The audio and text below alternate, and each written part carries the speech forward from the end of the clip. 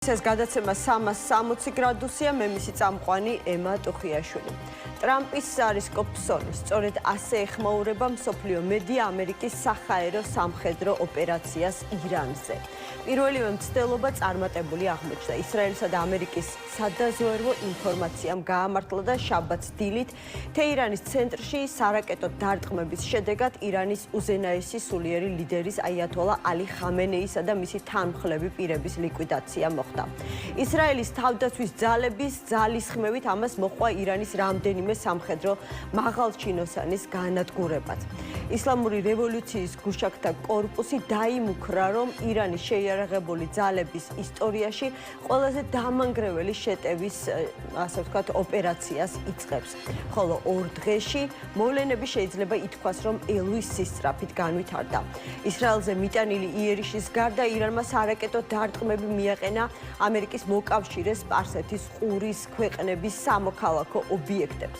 ირანიდან გაშვებული რაკეტები და დრონების თავდასხმის სერია განხორციელდა ბაჰრეინზე, ერაყზე, ქუვეითზე, ომანზე, ყატარსა და საუდის არაბეთზე. თეირანის გარდა საჰაერო სამხედრო ოპერაცია ისრაელმა ლიბანშიც დაიწყო. ჰეზბოლას ობიექტებს დაარტყა მას შემდეგ, რაც დაჯგუფებამ ისრაელისკენ რაკეტები ისროლა. ამერიკამ და ისრაელმა ახალი ძალებით განაახლეს ბალისტიკური რაკეტებით იერიში ირანის სამხედრო და სტრატეგიულ ობიექტებზე.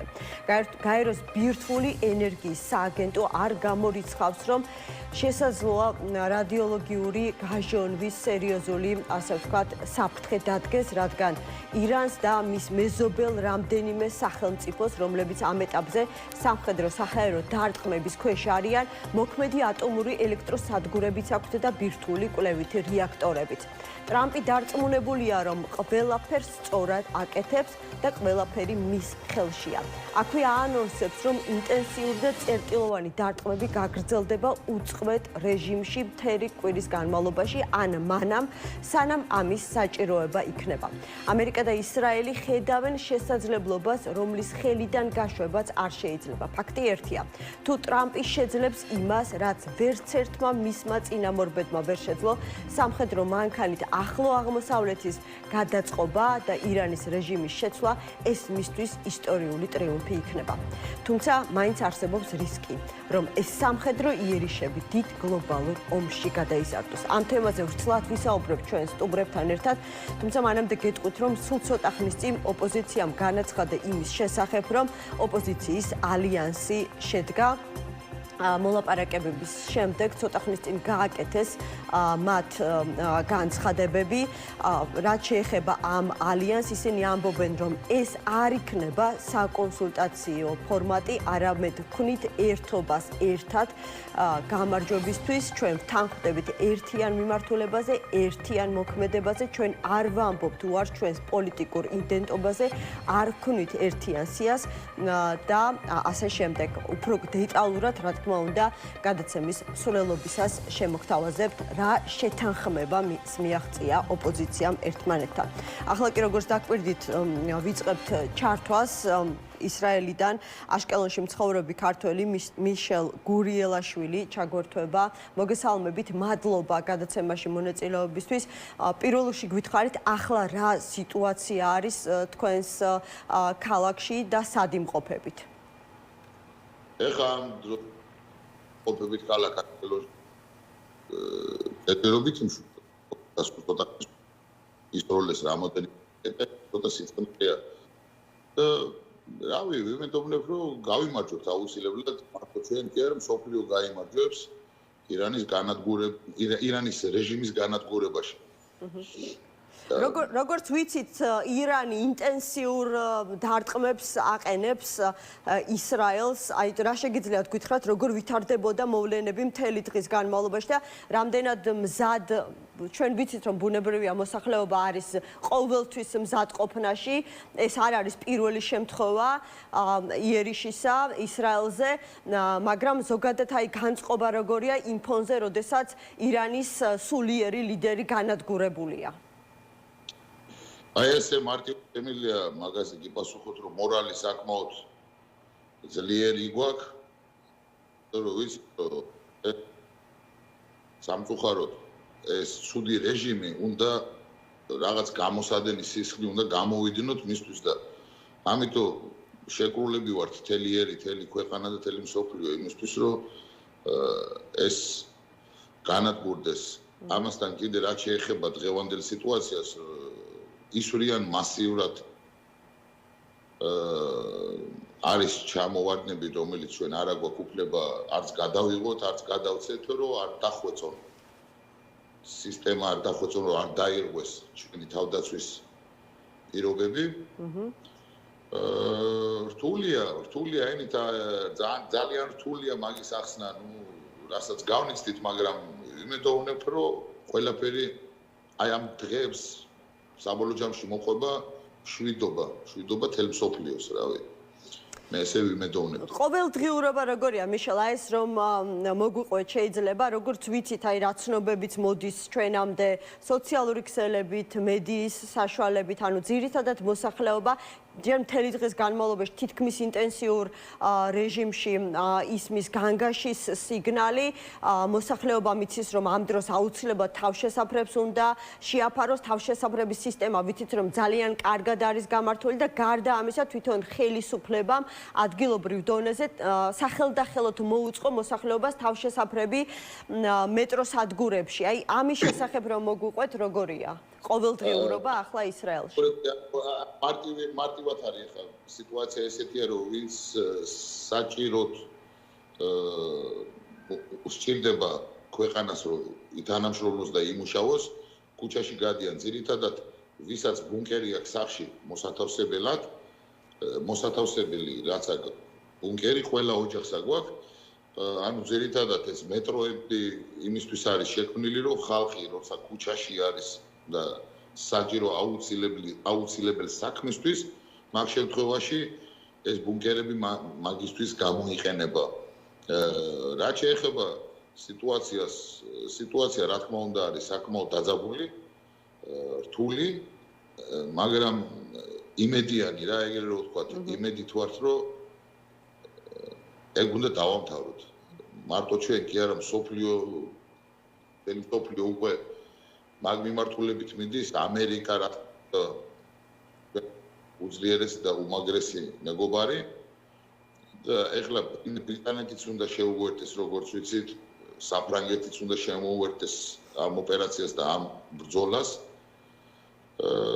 რა ვიცი ისე შვიდად გძნობთ თავს მხოლოდ თლათშიდად ვერ არა ესე რომ ვთქვათ რა მარტივად თლათშიდად არა საკმაოდ დაძაბულია მაგრამ მაინც ხელისუფლებასთან პროცესში ისრაელი არსებობს ამონის პროცესში ვარ პასტაიანად და შეჩვეულები ვარ სამწუხაროდ ამაზე შეგუებულები ვარ მაგრამ ყველაფერი კარგად კი ბატონო, აი რას იუწყება ადგილობრივი მედია, ესეც ძალიან საინტერესოა, ოფიციალურ პირებზე დააყრდნობით, გულისხმობ ისრაელის ხელისუფლებას, რას ამბობენ შეიარაღებულ ძალებს, თავდაცვის წარმომადგენლებს, აი როგორია მათი, არ ვიცი, პირდაპირი თუ ირიბი განწყობები, რა არის აი ამ სამხედრო სპეცოპერაციის მიზანი, მხოლოდ ირანის ისლამური რესპუბლიკის ოფიციოზის განადგურება თუ მთლიანად ირანში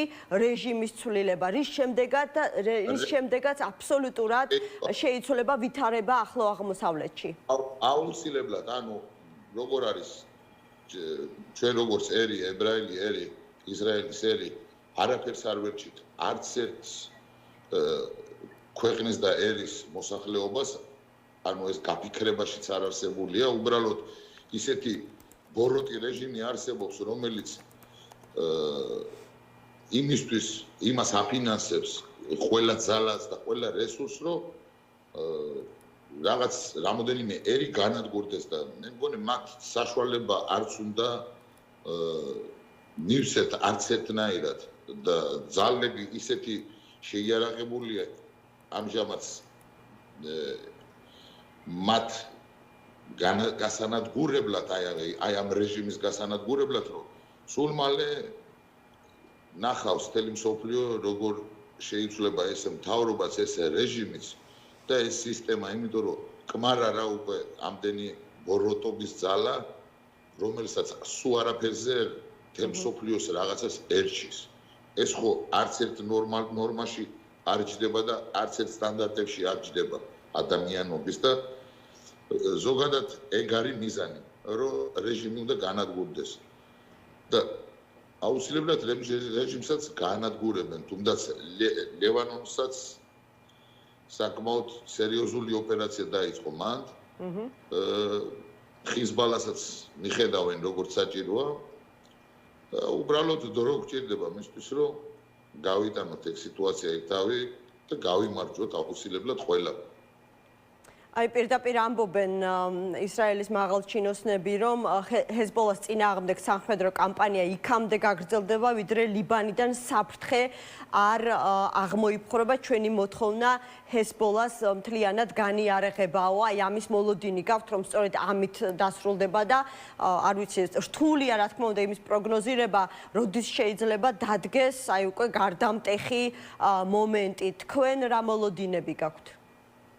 რაც შენ ინფორმაცია ვიცით და მოგვაწოდებს მედია და არამედია, ანუ არსებობს სხვადასხვა მედიები, რომელიც არ არის გამოქვეყნებული. დრო ვადა არ ვიცით ჯერ რამდენი ხანს გაგრძელდება, მაგრამ მიზანი ის არის, რომ აიათოლების რეჟიმი უნდა დამთავრდეს. საერთოდ ტერორიზმის რეჟიმი უნდა დამთავრდეს. ყველგან უნდა დამთავრდეს, იმიტომ რომ ეგ არც ერთ ნორმებში არ წერია რა. ნახეთ, ირანში 80 მილიონი ოპორებელია და ამ დროს 65 მილიონს საერთოდ არ უნდა ეს რეჟიმი, მაგრამ როგორ შეიძლება 15-მა და რავი დაპუსტი სიტყვაზე აი 22 მილიონი თუ 20 მილიონმა ხალხმა დაიმხროს და ეკავოს სტრესის ქვეშ, ძალის ქვეშ და დახოცოს თავის ერი, თავის ქვეყანა რაღაც საკუთარი მიზნებისთვის.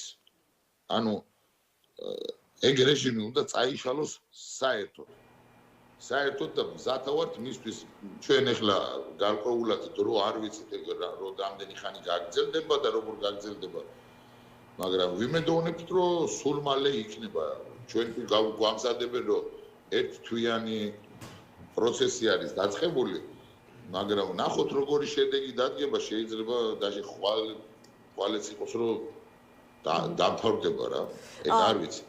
კი ბატონო, მიშელ აუცილებლად მინდა კითხოთ, როგორც ჩვენ ვნახეთ, აი ამ სამხედრო სპეცოპერაციის პირველივე დღე აღმოჩნდა საკმაოდ წარმატებული ამერიკის და ისრაელის შეიარაღებული ძალებისთვის. მათ ზუსტად სადაზვერვო ინფორმაციის გამოყენებით მათ ზუსტად გათვალეს აიათოლა ალი ჰამეინის ადგილსამყოფელი და მოხდა მისი ლიკვიდაცია მის თანმხლებ პირებთან ერთად, მაშინ როდესაც მას ამის მოლოდინი ყველაზე ნაკლებად ჰქონდა.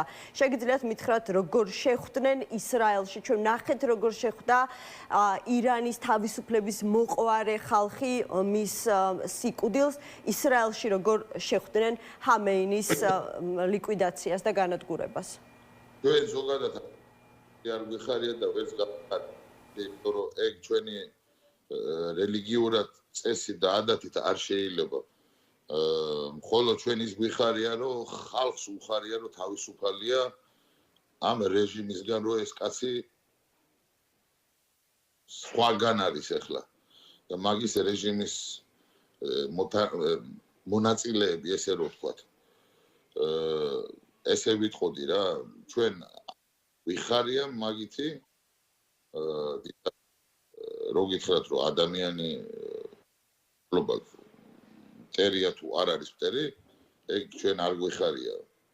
ჩვენ გამარჯვებას, როცა გამარჯვება იქნება ბოლომდე, მაგას გავიხარებთ და მან გავახმაურებთ აუცილებლად ჩვენ გამარჯვებას. რომ გამარჯვებას რაღაცა არის და არა რაღაც პირადულში. იმიტომ რომ ეს პირადული ომი არ არის, ეს არის საარსებო ომი. რომ ან ვიარსებებდით, ან არ ვიარსებებდით.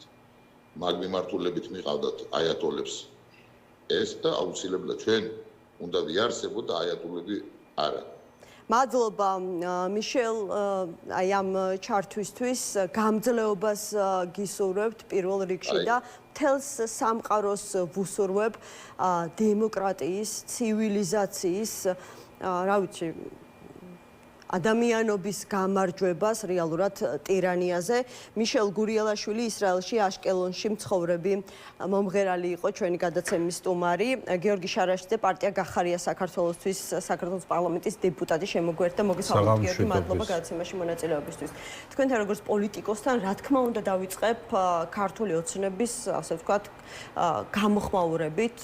შეიძლება ითქვას სამძიმრის წერილითაც, სადაც ქართული ოცნება ამბობს, რომ ის სამძიმარს უცხადებს ირანელ ხალხს, ირანის რესპუბლიკას, სადაც ყველაზე მეტი ადამიანის, მათ შორის უმაღლესი ლიდერის მრავალი უდანაშაულო ადამიანის სიცოცხლე შეეწირა და ასევე სამძიმარს უცხადებს ჩვენს მეგობარ ებრაელ ხალხს და სოლიდარობას უცხადებს ყველა იმ ქვეყანას, რომელიც ირანის მხრიდან საჰაერო იერიშის ობიექტი გახდა. საკმაოდ დიდი გამოხმაურება მოყვა, ხელისუფლებით უკმაყოფილო ადამიანები ამბობენ, რომ რეალურად ეს სხვა არაფერია თუ არა ირანის მხარდამჭერი განცხადება. თუმცა არსებობს ახლა შედარებით უფრო ნეიტრალურად გაწყობილი, მოდი ასე ვთქვათ, ელექტორატი, ვინც თქვა, რომ აი ამ ძალიან მძიმე მყიფე რისკიან გეოპოლიტიკურ ვითარებაში ეს არის დიპლომატიის ნიმუში. თქვენ როგორ შეაფასებდით? მოგესალმებით საღამოშვიდობის. მოგესალმებით მაყურებელს. მე და ჩვენი გუნდის შეფასება არის შემდეგი, რომ თქვენ ახსენეთ დიპლომატია, ეს არ არის დიპლომატია. ეს არ არის არც პრაგმატიზმი. ეს მე ახლა საუბრობ მხოლოდ იმ ასე ვთქვათ შეფასებებზე, რასაც თავად ოცნება ცდილობს, რომ ასე გაყიდოს ეს საზოგადოებაში, რომ თითქოს პრაგმატულ პოლიტიკას ახორციელებს, თითქოს დიპლომატიურად იქცევა და აბალანსებს, მაგრამ სინამდვილეში სრულიად საპირისპიროსთან გვაქვს საქმე. სრულიადაც რომ არაპრაგმატული და ანტიპრაგმატული პოლიტიკაა, იმიტომ რომ თავისთავად როდესაც ფსონს დებ, ფაქტობრივად ჩვენ ამასთან გვაქვს საქმე, მხარე არის საქართველოს ოცნების სახელით, ასე ვთქვათ, არის მხარე აი ამ ცივილიზაციურ დაპირისპირებაში. რაც არის ბრძოლა სიკეთესა და ბოროტებას შორის, მარტივად ვთქვათ, აი მოზარდებით თუ გიყურებენ და ბავშვებიც მათთვისაც რომ იყოს გასაგები. რეალურად ეს ბრძოლა მიდის და ამ ბრძოლაში ოცნება იჭერს ბოროტების მხარეს. რეალურად ასეა. განცხადებები დაახლოებით ამ შინაარსის არის, რომ აი თვითონ კანონიც კი არ ცნობს მკვლელის სიკვდილით დასჯას. ეს სულ ცოტა არაჰუმანურია, ესეთი პათოსი გასდევდა მათ განცხადებებს. ნახეთ ახლა ოცნება ჯერ სანამ სხვის ჰუმანურობაზე ლაპარაკობს, ჯერ თავის ჰუმანურობას მიხედავს, როგორ ექცევა საკუთარ მოქალაქეებს, საქართველოს მოქალაქეებს და როგორ ძალადობს მათზე ეს ერთი, მაგრამ აქ მთავარი რა არის ემა? მთავარი არის ის, სად არის საქართველო?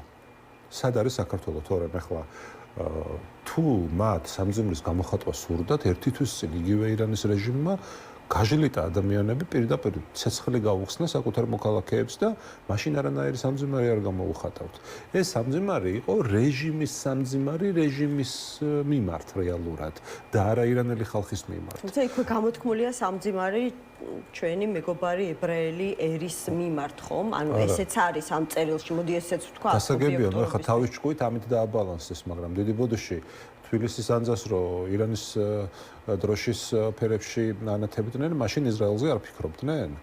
თუ რა არის პრაგმატული? ამაზე აქვს თავისი არგუმენტი, რომ ის იყო ირანის ისლამური რევოლუციის, რა ვიცი, 40 წლის თავი თუ არ ვცდები და ასეთი მხარდამჭერი ერთგვარი ჟესტი გამოხატა ძალიან ბევრმა ქვეყანამ ირანის მიმართ. თითქოს სიმბოლური, ხო, მაგრამ თავად არ არიან იმ ტერმინის ავტორები არ გაღიზიანების პოლიტიკის?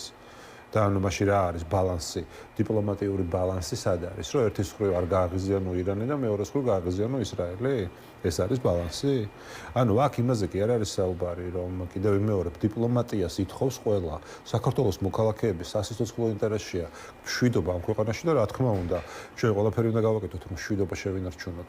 მაგრამ აი ამ მშვიდობის გარანტად ქართული ოცნება საკუთარ თავსა და პოლიტიკას ასახელებს. ზუსტად მაგაშია საქმე. დღეს ხო ნახეთ, უფრო სწორედ დღეს კი არა, 28 თებერვლის შემდეგ, მას შემდეგ რაც ამერიკამ და ისრაელმა დაიწყეს სამხედრო სპეცოპერაცია ირანზე, ანუ ქართული ოცნების ესეთი გულმხურვალი მხარდამჭერები, რა ვიცი, აზიარებდნენ მათ შორის იარადარის ფოტოებს ხო, იმის აღსანიშნავად რომ ერთადერთი საჰაერო სივრცე, რომლითაც ახლა სარგებლობენ, არის მხოლოდ საქართველოს თავზე უსაფრთხო და ჩაკეტილია ვიცით ძალიან ბევრ ქვეყანაში, მათ შორის საჰაერო ფრენები. იმის დამსახურებით, რომ ირანის მხარე აირჩიეს და რუსეთის მხარე აირჩიეს და ვენესუელას მხარე აირჩიეს, ამის დამსახურებით არის მათი აზრით მშვიდობა საქართველოში. ანუ რა თქმა უნდა ეს არის სრული უტიფრობა. აი მორიგი პროპაგანდისტული, როგორ გითხრათ, დეზინფორმაციაც აღარ ქვია ამას. ეს არის სრულიად უტიფარი, ასე ვთქვათ, ტყუილი, მოდი პირდაპირ ყველაფერს თავის სახელი დავარქვათ, რასაც სამწუხაროდ გარკვეული წარმატებით ისინი ამუშავებენ საკუთარი პროპაგანდის დახმარებით. ახლა რა დაალაგებაზეა საუბარი? ახლა გახდა 2 თვის უკვე 1 წელი შესრულდა იმ ცნობილი 20 იანვრიდან, ხო? ხო პირდებოდნენ ჩვენს მოქალაქეებს, რომ აი ტრამპის ახალ ადმინისტრაციასთან დავალაგებთ ურთიერთობას. ხო, ეს მათი ტერმინია და ამიტომ ვიყენებ ამ ტერმინს და აი ვისი დამლაგებლები არიან? აი რაც ახლა ხდება ნათელი პირდაპირ ჩანს, რომ არავისთან ესენი არაფრის დამლაგებლები არ არიან. ერთგან თქვი და კიდევ ერთხელ გავიმეორებ, მაქსიმუმ საკუთარი პარტიის ქართული ოფისის ოცნების ოფისი დაალაგო. ქართული ოცნების რამდენიმე დეპუტატმა დღეს დაიწყო ვიზიტი ამერიკის შეერთებულ შტატებში. ვიზიტი კარგით ახლა თქვენამ ვიზიტს სერიოზულად უყურებთ. მათ შორის ნახავთ რა დონის შეხვედრები გაიმართება და მე ინფორმაციაში რამდენადაც მივიცი აღნიშნული იყო, რომ ისინი კონგრესის წარმომადგენლებს შეხვდებიან, მათ შორის აღმასრულებელი ხელისუფლების წარმომადგენლებთან ექნებოდათ შეხვედრა. მე ხარ ძალიან გამიჭირდება აი ამ წირი ინფორმაციის ამ ვიზიტის სერიოზულობა და მოსალოდნელი შედეგები შევაჯამო, მაგრამ სულ ცოტა ალბათ მეორე მხრიდანაც უნდა იყოს გამოთქმული მზაობა შეხვედრისა, ხო წინააღმდეგ შემთხვევაში ალბათ არ გარისკავდნენ გამგზავრებას. არ არის ასე? მე გაჩნია შეხვედრების დონეს, ხო? ანუ აქ დონეა მთავარი, ხა როდესაც რამდენიმე კვირის წინ ჩვენმა მეზობლებმა ამერიკის შეერთებული შტატების ვიცე-პრეზიდენტს უმასპინძლეს, რომელმაც საქართველოს გვერდისავლით იმოგზაურა ამ ქვეყნებში და საერთოდ არ გახსენებია საქართველოს და მე მგონი პირველი შემთხვევა იყო, როდესაც რეგიონში ჩამოდის ასეთი მაღალი პოლიტიკური ლიდერი და საერთოდ არ სტუმრობს საქართველოს.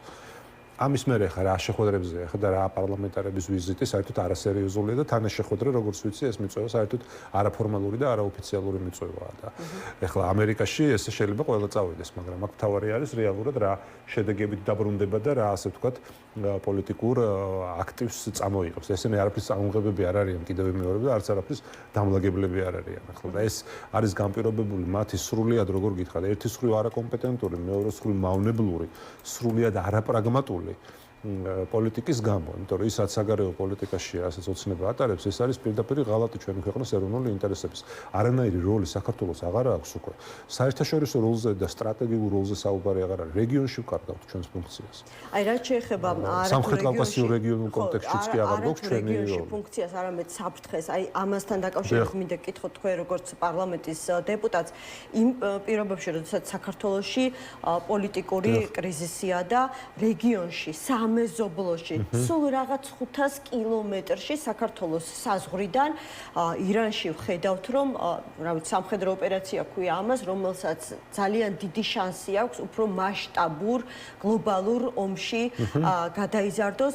აი რა უსაფრთხოების რისკების წინაშე დგას საქართველო და ასეთ ვითარებაში ალბათ რა ვიცი ოპოზიციაც, უმრავლესობაც პარლამენტში უნდა ზრუნავდეს იმაზე რომ არ ვიცი ინტერპელაციის წესი იქნება ეს თუ სხვა რაღაცა საპროცედურო მოცემულობა დაიბარონ ქვეყნის პრემიერი, დაიბარონ უსაფრთხოების ხელმძღვანელი, ხომ? სუსის ხელმძღვანელი შინაგან საქმეთა მინისტრი, იმიტომ რომ ერთ-ერთი რისკი არის სწორედ დევნილთა ნაკადის მოზღვავება საქართველოში.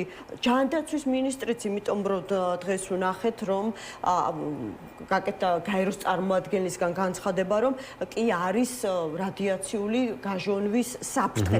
რას აპირებთ ამ საკითხთან დაკავშირებით. ჩვენ გვექნება ხა ინტერპელაციების მთელი სერია პარლამენტში ეს ერთი, მაგრამ ხა ოცნებაზე რო ვისაუბროთ, სხვა რაზე ვისაუბროთ, საერთოდ ეროვნული უშიშროების საბჭოც კი არ შეკრებილა, ხო, ამ ვითარებაში და რეალურად საერთოდ კიდევ ვიმეორებ, ანუ თავარი რაც ახლა გამოვლინდა განსაკუთრებით ბოლო პერიოდში, არის სრული უსუსურობა ერთის მხრივ მათი, გამოვლინდა ის, რომ მათ, როდესაც მიიღეს გადაწყვეტილება და ხარედ გამოდიან რეალურად უკვე, კიდევ ვიმეორებ და ფსონი დადეს მოძალადეებზე და ტერორისტულ რეჟიმზე და ამ დროს საერთოდ უგულებელყო საქართველოს სტრატეგიული როლი და ჩვენი ევროპული მომავალი, ჩვენი ასე ვთქვათ გაცხადებული ცივილიზაციური არჩევანი, რომ თანამედროვე ცივილური მსოფლიოს ნაწილი დავხდეთ და ეს გაცვალეს, როგორ გითხრათ, აი სრულიად შავბნელ, ასე ვთქვათ, შავბნელი წარსულის მქონე აი ტერორისტულ ურთიერთობებში და კიდევ ვიმეორებ, მშვიდობა, მთავარი ღირებულება,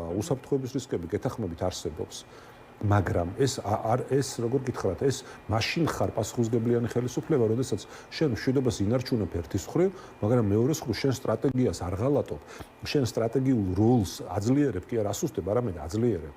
და ანუ მაშინ რის თქმა უნდა ოცნებას დიდი ბოდიში, რომ ირანთან ასეთი პირდაპირ ვთქვათ, მლიქვლელური პოლიტიკით მშვიდობას ინარჩუნებენ და ამერიკის და ისრაელის გაღიზიანებით რისკებს არ ქმნიან? ოპოზიცია აპირებთ ამ თემაზე მშენებლობის დაწყებას.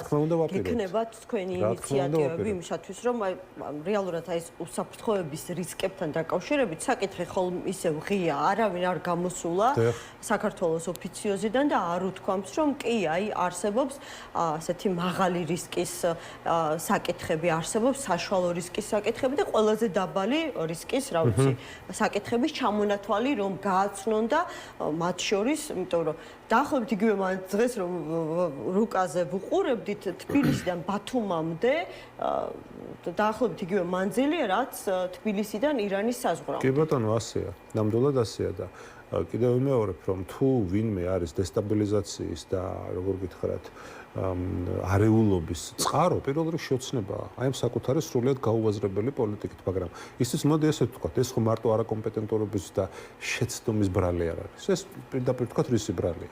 ეს არის იმის ბრალი, რომ ყველაფრის ფასად არიან მზად შეინარჩუნონ ეს მოპარული ფული.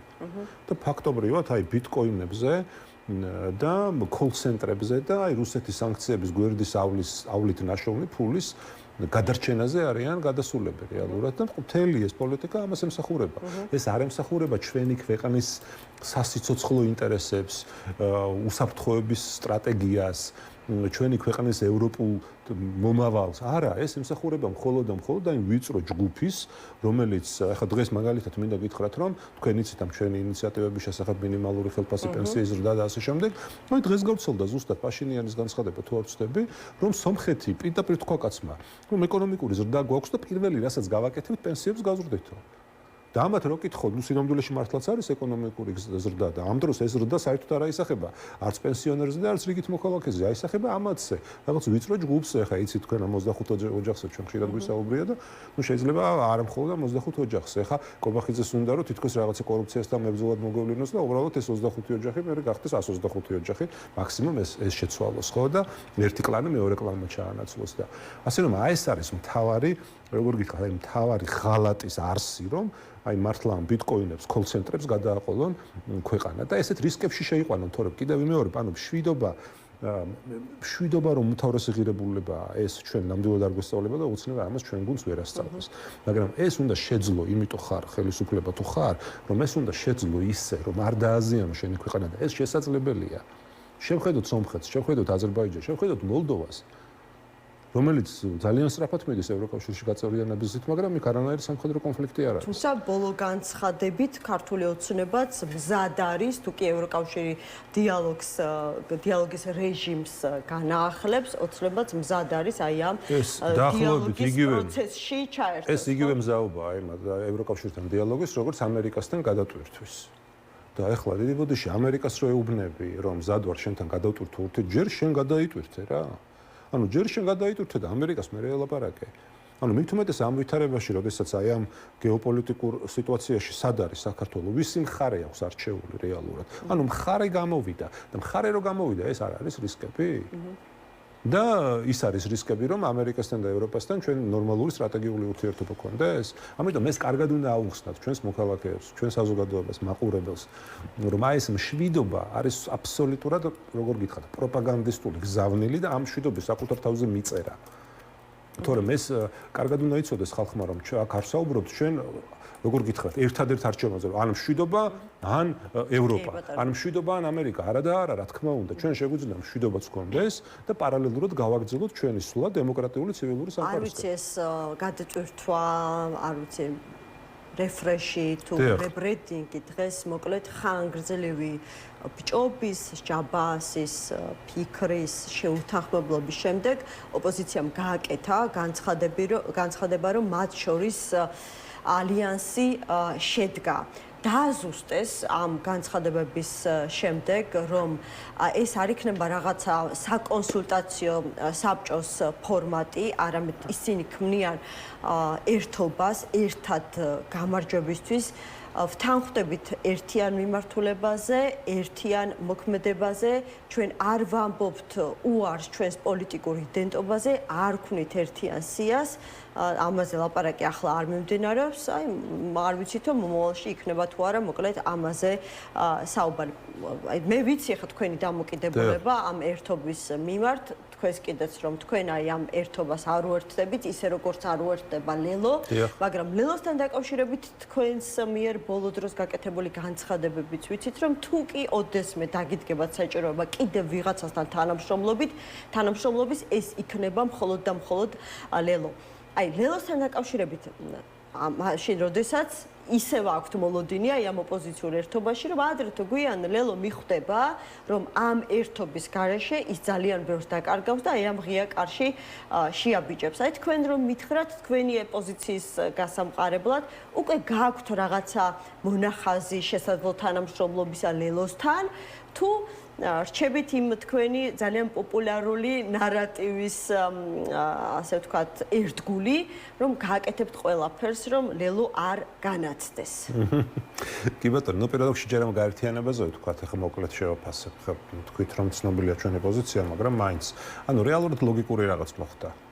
არაფერი გასაკვირი ამაში არ არის, იმიტომ რომ ეს პარტიები, ვინც ვიხილეთ ამ გაერთიანებაში, ნუ რა არც ახლა როგორ რას დაარქმევენ ეს კიდე გამოჩნდება, არიან სუყოლანი, არიან აი ესეთი რადიკალური დნმ-ის მქონე პარტიები, ხო? რომლებიც ყველანი მოდიან იქ ნახე ერთ-ერთი კომენტარი, განსხვავებული წარსულის, მაგრამ დიდი ბოდიში ვის აქვს განსხვავებული წარსული? აბსოლუტურად ყველას აქვს ერთი და იგივე წარსული. ეს არის ნაციონალური მოძრაობის განაყოფი, ყველა ის პარტია, რომელიც დღეს ამ გაერთიანებაშია. ხო, 9-ვე ეგრეა, ხო, ვინ არის? ხო, ნუ ყველა ეგ არის. ყველა ყოფილი ნაცია. პოლიტიკური წარსული. ოფიციალურადაც და დნმ-ითაც. ყველა ერთი თავისუფლების მოედანი, რომელიც როგორც ჩანს ასევე თავისთავად ახალი პარტიაა, ჯერ არც ერთ არჩევნებში მონაწილეობასაც არ აქვს მიღებული, მაგრამ ნუ როგორც ჩანს თავისი წევრების წარსულიდან გამომდინარე, ეროვნულ დემოკრატიული პარტიაც ხო გახსოვს ნაციონალური მოძრაობის დროს იმ რეჟიმის სატელიტური პარტია იყო სამწუხაროდ. ეხლა თავის დროზე სულ სხვა პარტია იყო, მაგრამ ნაციონალური მოძრაობის დროს ასე. იყავით ოდესღაც ქართული ოცნების შემადგენლობაში. ოცნებაზე არ საუბრობთ, მე ოცნების შემადგენლობაში რო ვიყავით, ამიტომაც ჩემს ადგილას აი ამ 9 პარტიიდან რომელიმე აუცილებლად შეგახსენებდეთ ამას. ეს ხომ არ შეიძლება იყოს არგუმენტი, რომ ისინი ყველანი ნაცები არიან. ყველა საიდანღაც მოდის, ხო? მესმის, მაგრამ ეს დნმ-ის შემთხვევით ხო არ მიხსენებია, ხო? ანუ რეალურად აი წარსული დნმ, ნაციონალური ნაცობა ხო არ არის მარტო პოლიტიკური პარტიული ქართულ ოცნებაში რაღაცა სხვა დნმ-ით იყო? ამას ხო ჯერ ხედავს უკვე ჩვენი მოქალაქეები ხედავენ და კიდევ უფრო მეც დაინახავენ, მაგრამ რომ დაუბრუნდეთ ამ თემას, ვინ რომელი დნმ-ის მატარებელია, ხო? ამ თემას რომ დაუბრუნდეთ, ანუ ნაცობა ხო არ არის მაინდა-მაინც პარტიის წევრობა, ასე ვთქვათ, და პარტიული ბიოგრაფია. ნაცობა არის, როგორ გითხრათ, იდეოლოგია. და რომელმა შეცვალა მაშინ დაგვისახელეთ, რომელმა მათგანმა შეიცვალა ნაცური იდეოლოგია. ყველა დღემდე მიყვება ამ იდეოლოგიას. და ამიტომაც არიან ისინი მიუღებელი საზოგადოების უდიდესი ნაწილისთვის და ჩვენთვის ეს ფლანგი, რა თქმა უნდა, წითელი ხაზია. წითელი ხაზი იყო ყოველთვის და დარჩება წითელ ხაზად. და ეს ერთხელ და სამუდამოდ მკაფიოდ უნდა იყოს, ახლა ჩვენ არ დაგვიკლია არაფერი იმისთვის, რომ ეს მაქსიმალურად მკაფიო ყოფილიყო, მაგრამ როგორც ჩანს, მაინც ბევრი ცდილობს კიდევ დასვას კითხვები ამასთან დაკავშირებით. ანუ თქვენ გაქვთ რაიმე კონკრეტული გეგმები თუ მაინც აი საბოლოოდ ელოდებით? რატო უნდა გქონდეს ამე? დღეს რა გეგმა უნდა? აი ამ ერთობის არა, არც მაგას არ ველოდები. ხარეს ლელო ადრე თუ გვიან. იმიტომ რომ თითქმის დარწმუნებულები არიან სწორედ აი ამ ოპოზიციურ გაერთიანებაში რომ მოუწევს ლელოს, იმიტომ რომ ცალკე საკმაოდ წამგებიან პოზიციაში მე დარჩება. ბრალ ლელოზე ჩვენ საუბრობთ მხოლოდ იმ პრეცედენტული თანამშრომლობით, რომელიც ჩვენ ვაჩვენეთ, ხო, მუნიციპალური არჩევნების დროს და ის ხო კარგი მაგალითი, მოდი ასე ვთქვათ, პოზიტიური. მაგრამ დღეს არ არის ამის აუცილებლობა და დღეს ამაზე არ ვსაუბრობთ. ჩვენ პირდაპირ გეტყვით რომ არანაირი მიუხედავად იმისა რომ აი სამომავლოდ შეიძლება დავტოვოთ ეს ასე ვთქვათ შესაძლებლობა როგორც ღია ფანჯარად დღეს არის არანაირი კომუნიკაციაც კი არ გვაქვს ჩვენს და ლელოს და არანაირი საუბარი და დიალოგი. იმიტომ რომ დღეს ამის როგორ გითხრათ აუცილებლობასაც ვერ ვხედავთ. და ჩვენ უბრალოდ დაუშვით, როდესაც ვთქვით რომ თუ იქნება კონკრეტულ ვითარებაში, კონკრეტულ მომენტში, კონკრეტული რაღაცა გაერთიანების და თანამშრომლობის, უпростоრეთ და არაგაერთიანების აუცილებლობა თუ ვინმესთან შეიძლება ჩვენს განვიხილოთ, იქნება პირველ რიგში ლელო. ეს იყო ნათქვამი და მეტი არაფერი და ეხლა ამ გაერთიანებასთან კიდევ ვიმეორებ, რომ ჩვენ არც ვიხილავდით არასდროს ერთობას და მე თუმეტეს დღეს და მომავალში მით უფრო არ განვიხილავთ. ეს არის ლოგიკური გაერთიანება, ერთ დროს ერთნი იყვნენ, მერე დაიშალნენ, დღეს ისევ ერთიანდებიან. არ ვიცი, ეხლა იქ ისეთი ფიგურებია გაერთიანებული, ეხლა ნიკა გვარამიას იმის პრობლემა არ ქონია, რომ დაეშალა ნაციონალური მოძრაობა და ეს როლი შეესრულებინა და ხა როგორც ჩანს დღეს გამოერთიანებლის როლი აქვს ხვალ შეიძლება ისევ დამშლელის როლი კონდეს და ასე შემდეგ. ნახოთ ახლა ეს არ არის სისტემა, რომელზეც ჩვენ შეგვიძლია დაუსრულებლად ვისაუბროთ. ჩვენ იცით რომ ჩვენ გუნდს აქვს თავისი დამოუკიდებელი ტაქტიკა, სტრატეგია. ანუ იმუშავებთ იმაზე რომ ლელო არ განაცდეს, ანუ ისევ თქვენს აი ამ ცნობილ ფრაზას. ნუ ახლა აღარ მგონია ამ ლელოს ახლა ამის ის კონდეს კიდე საჭიროება, რომ ჩვენი დახმარება ჭირდება. ახლა თუ გამნაცებელია ისეც განაცდება და მოკლედ დანარჩენი ნახოთ ეს არ არის დღეს თემა ჩვენთვის რა მაგას თქმა მინდა და არც არის ამ გაერთიანებას ლელოსთანაც არანაირი გაერთიანება დღეს არ განიხილება, იმიტომ რომ არ არის ამ ქვეყანაში ის პოლიტიკური მომენტი, როდესაც ამის აუცილებლობა დგას. დადგება, მე ვისაუბრებთ იმ მოცემულობიდან გამომდინარე, რაც იქნება იმ კონკრეტულ მომენტში. ზოგადად ბოლოს კითხავთ აუცილებლად ვიცით რომ ერთ-ერთი პირველი, რასაც ეს გაერთიანებული ოპოზიცია გააკეთებს, არის ვიზიტი ამერიკის შეერთებულ შტატებში, რათა ჩვენს საერთაშორისო პარტნიორებს გაეცნონ როგორც ქართული ოცნების პოლიტიკური ალტერნატივა. აი როგორ უყურებთ რა პერსპექტივა აქვს ამ თვალსაზრისით კომუნიკაციას, ამ ფორმით კომუნიკაციას ამერიკელებთან? მაგითხრათ, ეხლა ყველას თავის გზა აქვს, ყველა თავისებურად მუშაობს. ჩვენთვის ამერიკასთან ურთიერთობა ჩვენ გუნდს არ გაუწყვეტავს.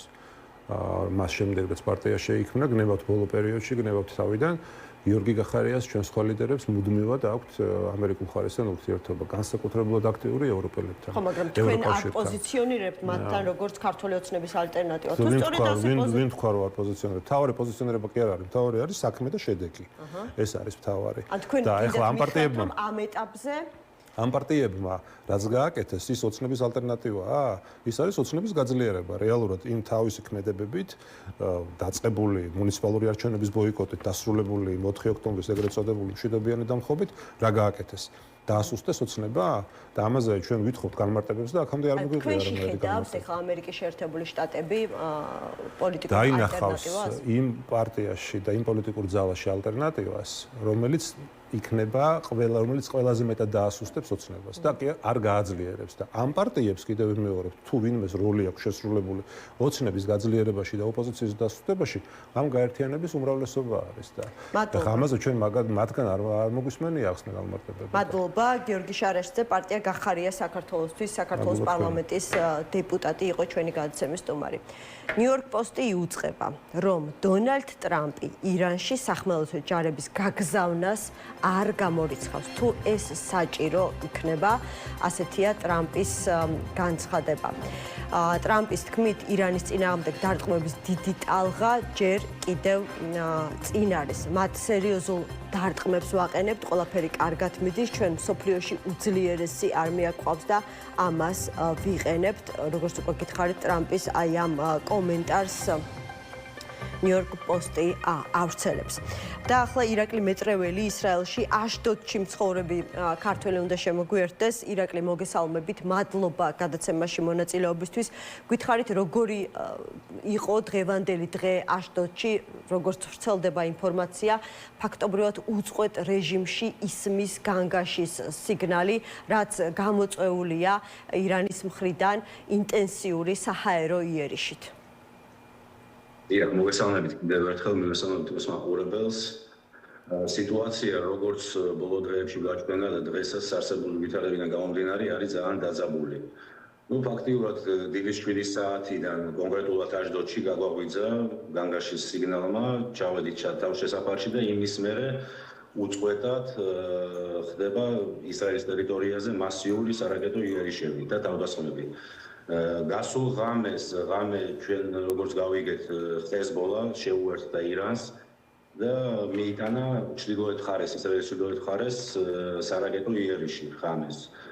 ფაქტიურად ახლა ისრაელში არის ორი ფრონტი გახსნილი, ცალკე ირანთან, ცალკე ახლა ჰეზბოლასთან არის მეორე ფრონტი გახსნილი. სიტუაცია რა თქმა უნდა დაძაბულია. გაუჯერებდი ვარი თითქმის განგაშის სიგნალები დაბომბვა. ჩემ ქალაქში დაახლოებით, რო გითხრათ, 40 წუთში ერთხელ, 9 საათში ერთხელ, შეიძლება 1 საათში ერთხელ იყოს განგაშის სიგნალი, მაგრამ ძირითად დროს ჩვენ ვატარებთ მაინც თავშესაფრებში. ეხლა რომ მოგვივა მე SMS-ი, შეგვიძლია გამოხდა ინციდენტი არის დამთავრებული. სახში პრაქტიკულად შეიძლება 20 წუთი გავჩერდეთ. მე ისე მოგდი შეტყობინება, ისე გვიწევს გასვლა. ეხლა რო გესაუბრებით, შეიძლება ნებისმიერ წუთს მოგვიგდეს შეტყობინება, რომ იბობება ჩვენი ქალაქი ან ისრაელის ნებისმიერი ქალაქი. ირაკლი, განწყობა როგორია?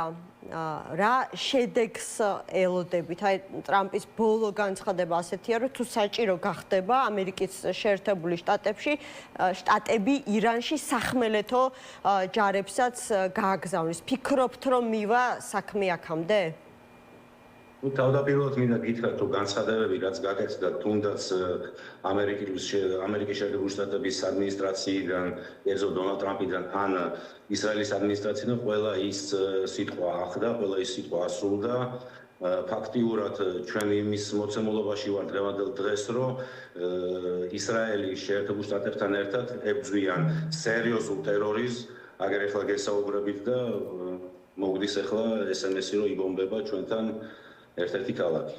ხო და რისმა მინდა ამით, რომ ფაქტიურად ის მიზნები, რაც უნდა იყოს მიღწეული, დღევანდელ დღეს უკვე ხდება, მაგრამ არ ვიცით რა ფაზაში შეიძლება გადაიზარდოს და რამდენი ხნით შეიძლება გაიზარდოს ეს კონფლიქტი, ეს ომი და ასე შემდეგ. ეხლა ყველაზე მთავარი საფრთხე, რაც იყო და პირველი მიზანი, რაც იყო ამ სპეცოპერაციის, ეს რა თქმა უნდა იყო რეჟიმის ჩამოშლა, ტერორისტული რეჟიმის, ალი ხამენის. ყველამ კარგად ვიცით, რომ ალი ხამენი არის ლიკვიდირებული. სხვა მიზნები არის, რა თქმა უნდა, ბირთვული პროგრამის არა დაკეცვა, არა დახურვა, არამედ გაუქმება მთლიანად და რა თქმა უნდა, ისრაელი ამერიკის შეერთებულ შტატებთან ერთად შეეცდებიან კი არა. წინაზე ივნისში შაშამ ჰქონდა იმის შესაძლებლობა, რომ ეს მოხდარიყო, მაგრამ რაღაც მიზეზების გამო გადაიდო და დღეს ჩვენ მაგ რეალობის წინაშე ვდგავართ.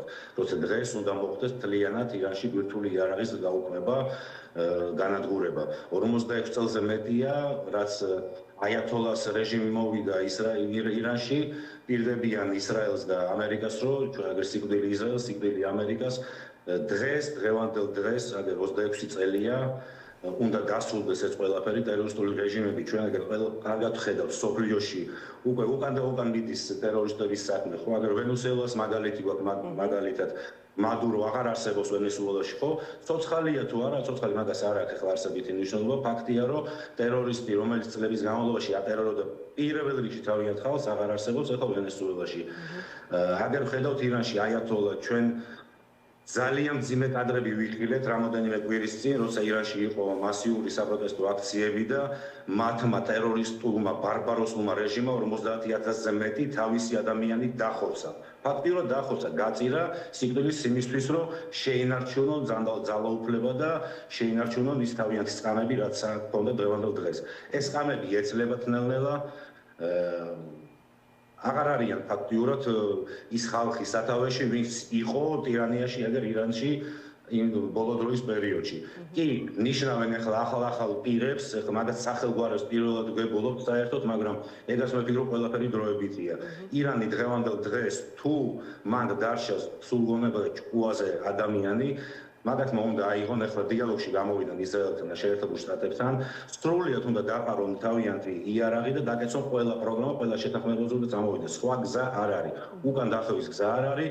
შეიძლება გადაიზარდოს სახმელეთო სპეცოპერაციაშიც, შეიძლება უფრო დიდ მასშტაბებშიც გადაიზარდოს, იმიტომ რომ აგერ წუხელ როგორც წევან აღნიშნეთ, ხეზბოლა შეუერთდა ირანს. იქიდან იემენის ჰუსიტები გვემუქრებიან და იძახიან რომ შეუერთდებიან ირანს და იქიდან ბალისტიკურ რაკეტებს დაგვიშვებენ როგორც ეგ შარშან იყო მაგალითად ინტენსიურად ყოველდღიურად დღეში რამოდენიმეჯერაც უშვებდნენ ისრაელის მიმართულებით ბალისტიკურ რაკეტებს. ნუ ეს სახუმარო თემა არ არის, მასშტაბები შეიძლება გაიზარდოს ძალიან დიდი. მან ირანი დღეს უკვე ღიად იძახდა რომ შესაძლებელია საფრანგეთს და იმას გერმანიასაც დაარტყას. ნუ ეს უკვე ყველა ფერის ზღვარს გადადის და ყველა ის მიზნები რაც არის მისაღწევი ყველა უნდა იყოს მიღწეული, მაგას აკეთებენ ზუსტად ისრაელი და ამერიკა ერთად. ირაკლი, თქვენ მითხარით ცოტა ხნის წინ, რომ როდესაც მესაუბრებოდით, ტელეფონზე მოგივიდათ შეტყობინება, რომ ერთ-ერთი ქალაქი იბომბება, ხომ არ გაქვთ პირველ რიგში გკითხავთ თქვენ საჭიროება უკვე თავშესაფარში ჩასვლის და რამდენადაც ვიცი, არ გაქვთ საჯაროდ კონკრეტული გეოგრაფიული არეალების გამჟღავნების უფლება ქვეყნის უსაფრთხოებიდან გამომდინარე, აი კიდევ რა რეკომენდაციებს იცავთ მოსახლეობა ასე ზედმიწევნით. გეტყვით, ახლა პირველ რიგში ჩვენ მოგდის ეკრანზე ამოდის SMS-ის სახით, ხმოვანი SMS-ია და წარწერა არის 3-4 ენაზე, რუსულ, არაბულზე, ივრითულზე და ინგლისურ ენაზე. ანუ ეს არის წინასწარი შეტყობინება, რომელიც გაფრთხილებს, ანუ გეძლევა დაახლოებით 10 წუთამდე, ნუ გააჩნია ისიც ქალაქებს რომელი პერიოდი, დაახლოებით 10 წუთამდე გეძლევა, რომ შეიძლება ადამიანს გძინავს ან დაკავებული ხარ რაღაცით, ხო? ყველაფერს დაანებო თავი, ცოლშვის მოკიდო ხელი სიტყვაზე, იქ განთარი ასაღები ან რაღაცა, სიტყვაზე მე-10 სართულზე ცხოვრობთ, უნდა ჩახვიდეთ თავშესაფარში, რომელიც სარდაფში იმყოფება, მაგის ყველაფრის დრო არის საჭირო. ამიტომ წინასწარი SMS-ი მოდის დაახლოებით 10 წუთით ადრე, შემდგომ უკვე მოდის SMS-ი იმის ხმოვანი სიგნალების SMS-ები მოდის. პარალელურად ისმის უკვე სირენის განგაშის ხმები. ნუ ჩვენ მაგ დროს უკვე ყველანი ვიმყოფებთ თავშესაფარში. შემდგომ უკვე როცა ინციდენტი იქნება დასრულებული, ჩვენ ყველას ანალოგიურად მოგდის SMS-ში შეგვიძლია დავტოვოთ თუ არა თავშესაფრები. თუ ეს SMS-ი მოგდის, ჩვეულებრივად გამოვდივართ თავშესაფრებიდან და ან ვაგზელებთ დაუშვათ თუ ქუჩაში ვიმყოფებით ჩვენ გზას, თუ არა გამოვდივართ სახლებში. ძირითად შემთხვევებში აქ თვითონ სახლებშიც აქვს დამცავი ოთახები და არ უწევთ მაგ ხალხს დაუშვათ გარეთ გასვლა. ოთახში შედიან, მთლიანი ოჯახი იმყოფებიან და ეგა პრობლემა არ არის.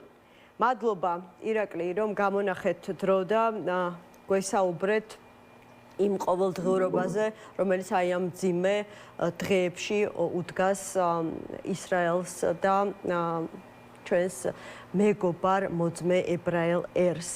გამარჯვებას გისურვებთ, გამძლეობას პირველ რიგში და შემდეგ გამარჯვებას ირაკლი მეტრეველი ისრაელში აშდოდში მცხოვრები ქართველი იყო ჩვენი გადაცემის სტუმარი. ნუგზარ ციკლაური კოალიცია ცვლილებების ერთ-ერთი ლიდერი შემოგვერთა. მოგესალმებით ბატონო ნუგზარ, მადლობა გადაცემაში მონაწილეობისთვის. ეჭვი მაქვს რომ მოდიხართ იქიდან, სადაც 9 ოპოზიციური პარტიის შეთანხმება შედგა, მაგრამ ამაზე ცოტა მოგვიანებით ჯერ დავიწყებ აუცილებლად იმ მოვლენებით, რომელიც ახლა ვითარდება ირანთან მიმართებაში, ხო?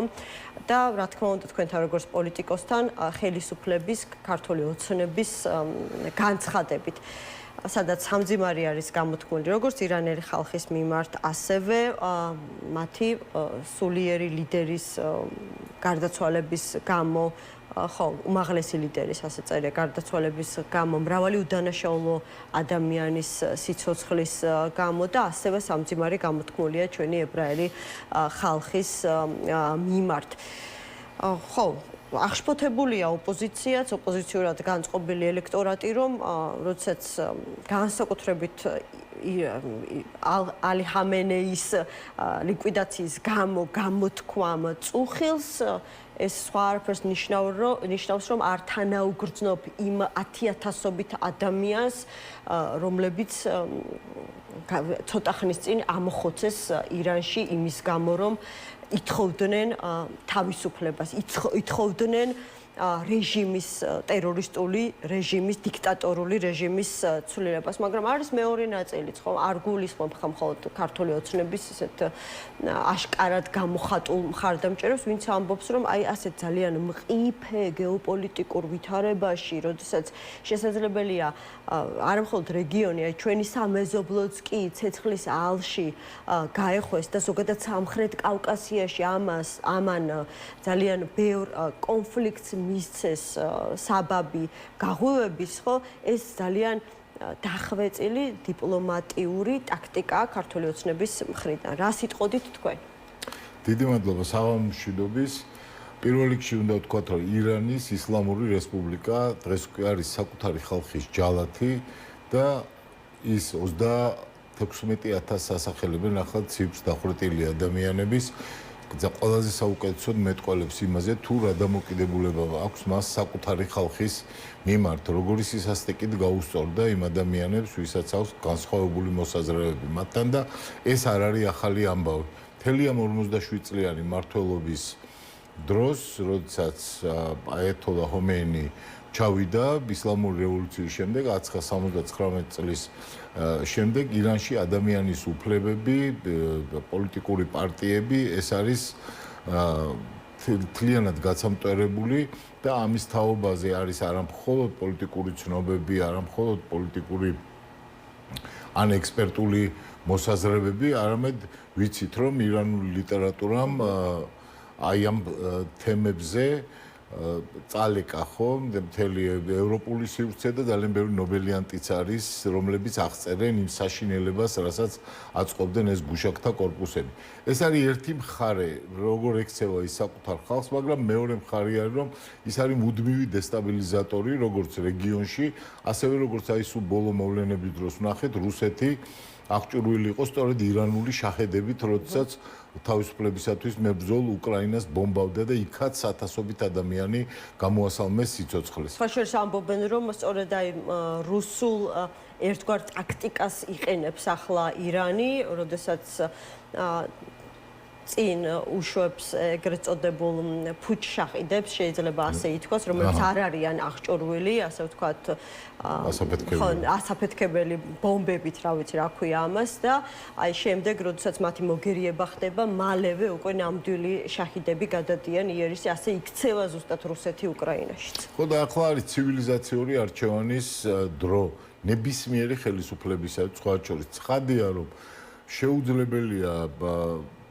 არ იყოს უმძიმეს ნებისმიერი კეთილნების ადამიანებისათვის ომის შედეგები, ხო? როდესაც იწყება ასეთი მასშტაბური ომი, იქ არის მსხვერპლი, იქ არიან დაღუპულები, ქალებიც, ბავშვებიც, მშვიდობიანი მოქალაქეებიც, ინგრევა შენობები, ადამიანის ბედი ინგრევა, საერთოდ და ეს შეუძლებელია, რომ ჰუმანისტური მოსაზრებები არ ქონდეს ყველას იმასთან დაკავშირებით, რომ აი რაც მოსდევს ამ ომს, მაგრამ მეორე საკითხი არის ვინ არის ამ ომის წამომწყები და კიდევ ერთხელ ვამბობ, რომ ირანი იყო სწორედ დესტაბილიზატორი და ბოლო მოვლენებმა ეს კიდევ ერთხელ კარგად დაადასტურა და რის მხარეს უნდა იყოს ხელისუფლება. მხარე უნდა აიღო, ცივილიზაციური მხარე ამ შემთხვევაში უნდა აიღო.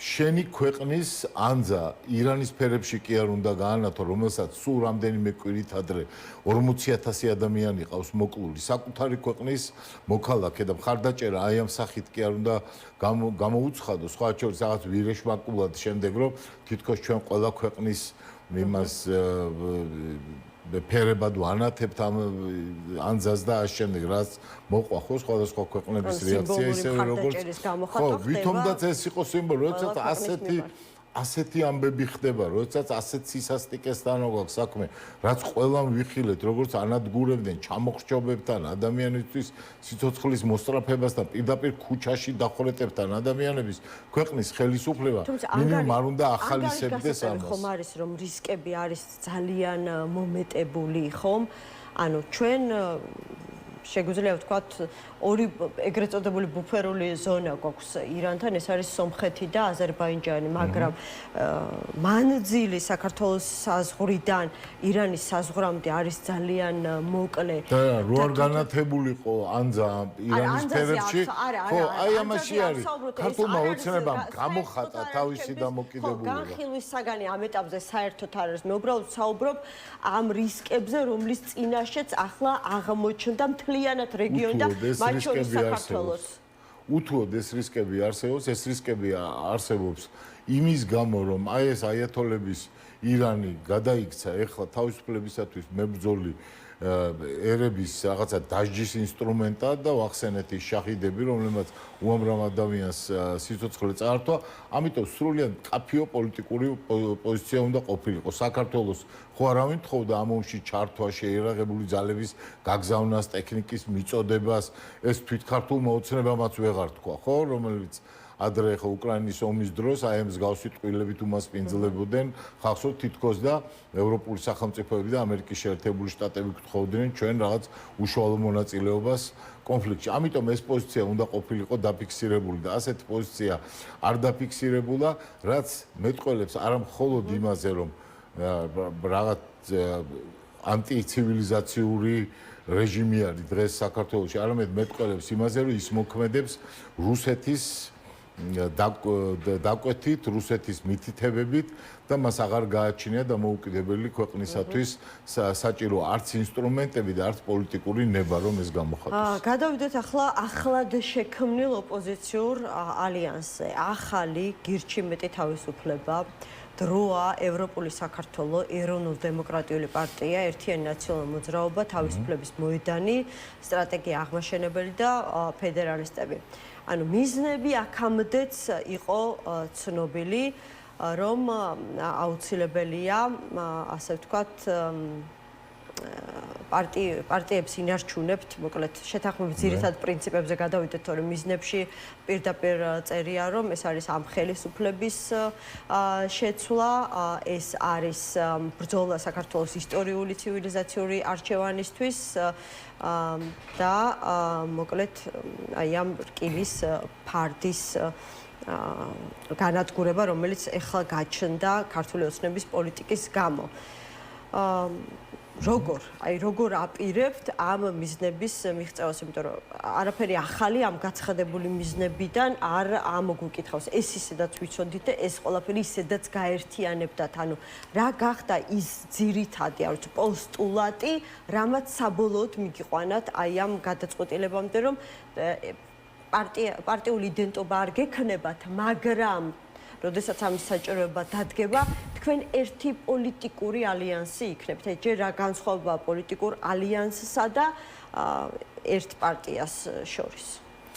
პირველ რიგში მინდა მადლობა უთხრა პალიტრას და პირადად თქვენ, რომ ეს თემა იყო ერთ-ერთი მნიშვნელოვანი თემა ბოლო თვეების განმავლობაში, როდესაც მიმდინარეობდა ეს ძალიან რთული პროცესი პარტიათა შორის თანხმობის მიღწევის.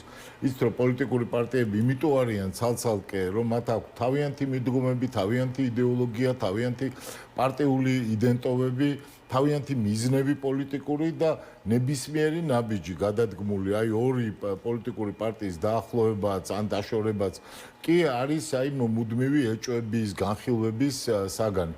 როდესაც აი ამდენი პოლიტიკური პარტია ახერხებს შეთანხმებას თავარ ფუძემდებულ საკითხებზე, ეს მიმაჩნია, რომ არის პასუხისმგებლობა პოლიტიკური კლასის, ისტორიული პასუხისმგებლობა იმ პოლიტიკური პარტიების და ადამიანების, რომელმაც შეძლო რომ თავიანთი პარტიული მე ზოგიერთ შემთხვევაში უკან გადაეწია და ქვეყნის წინაშე არსებული ისტორიული და ცივილიზებული არჩევანის სასარგებლოდ ამისთვის აუცილებელი იყო მაინც-ამაინც ქცევის კოდექსი მიგეღოთ და ამ ქცევის კოდექსიც აუცილებელია, მაგრამ ქცევის შესრულებაზე ხო, იმიტომ რომ შეუძლებელია ხო თუ თავდასხმები იქნება პოლიტიკურ პარტიებს შორის თუ რაღაცა მუდმივი გადამეტებული კრიტიკის აკრძალვაზე კი არ არის საუბარი, იქნება მაშინ ხო ეს ერთიანობა, რომელსაც აქვს გამოკვეთილი მიზანი შეიძლება ხელისუფლება ზოგიერთ შემთხვევაში დაკარგავს ელვარებასაც, დაკარგავს ეფექტურობასაც.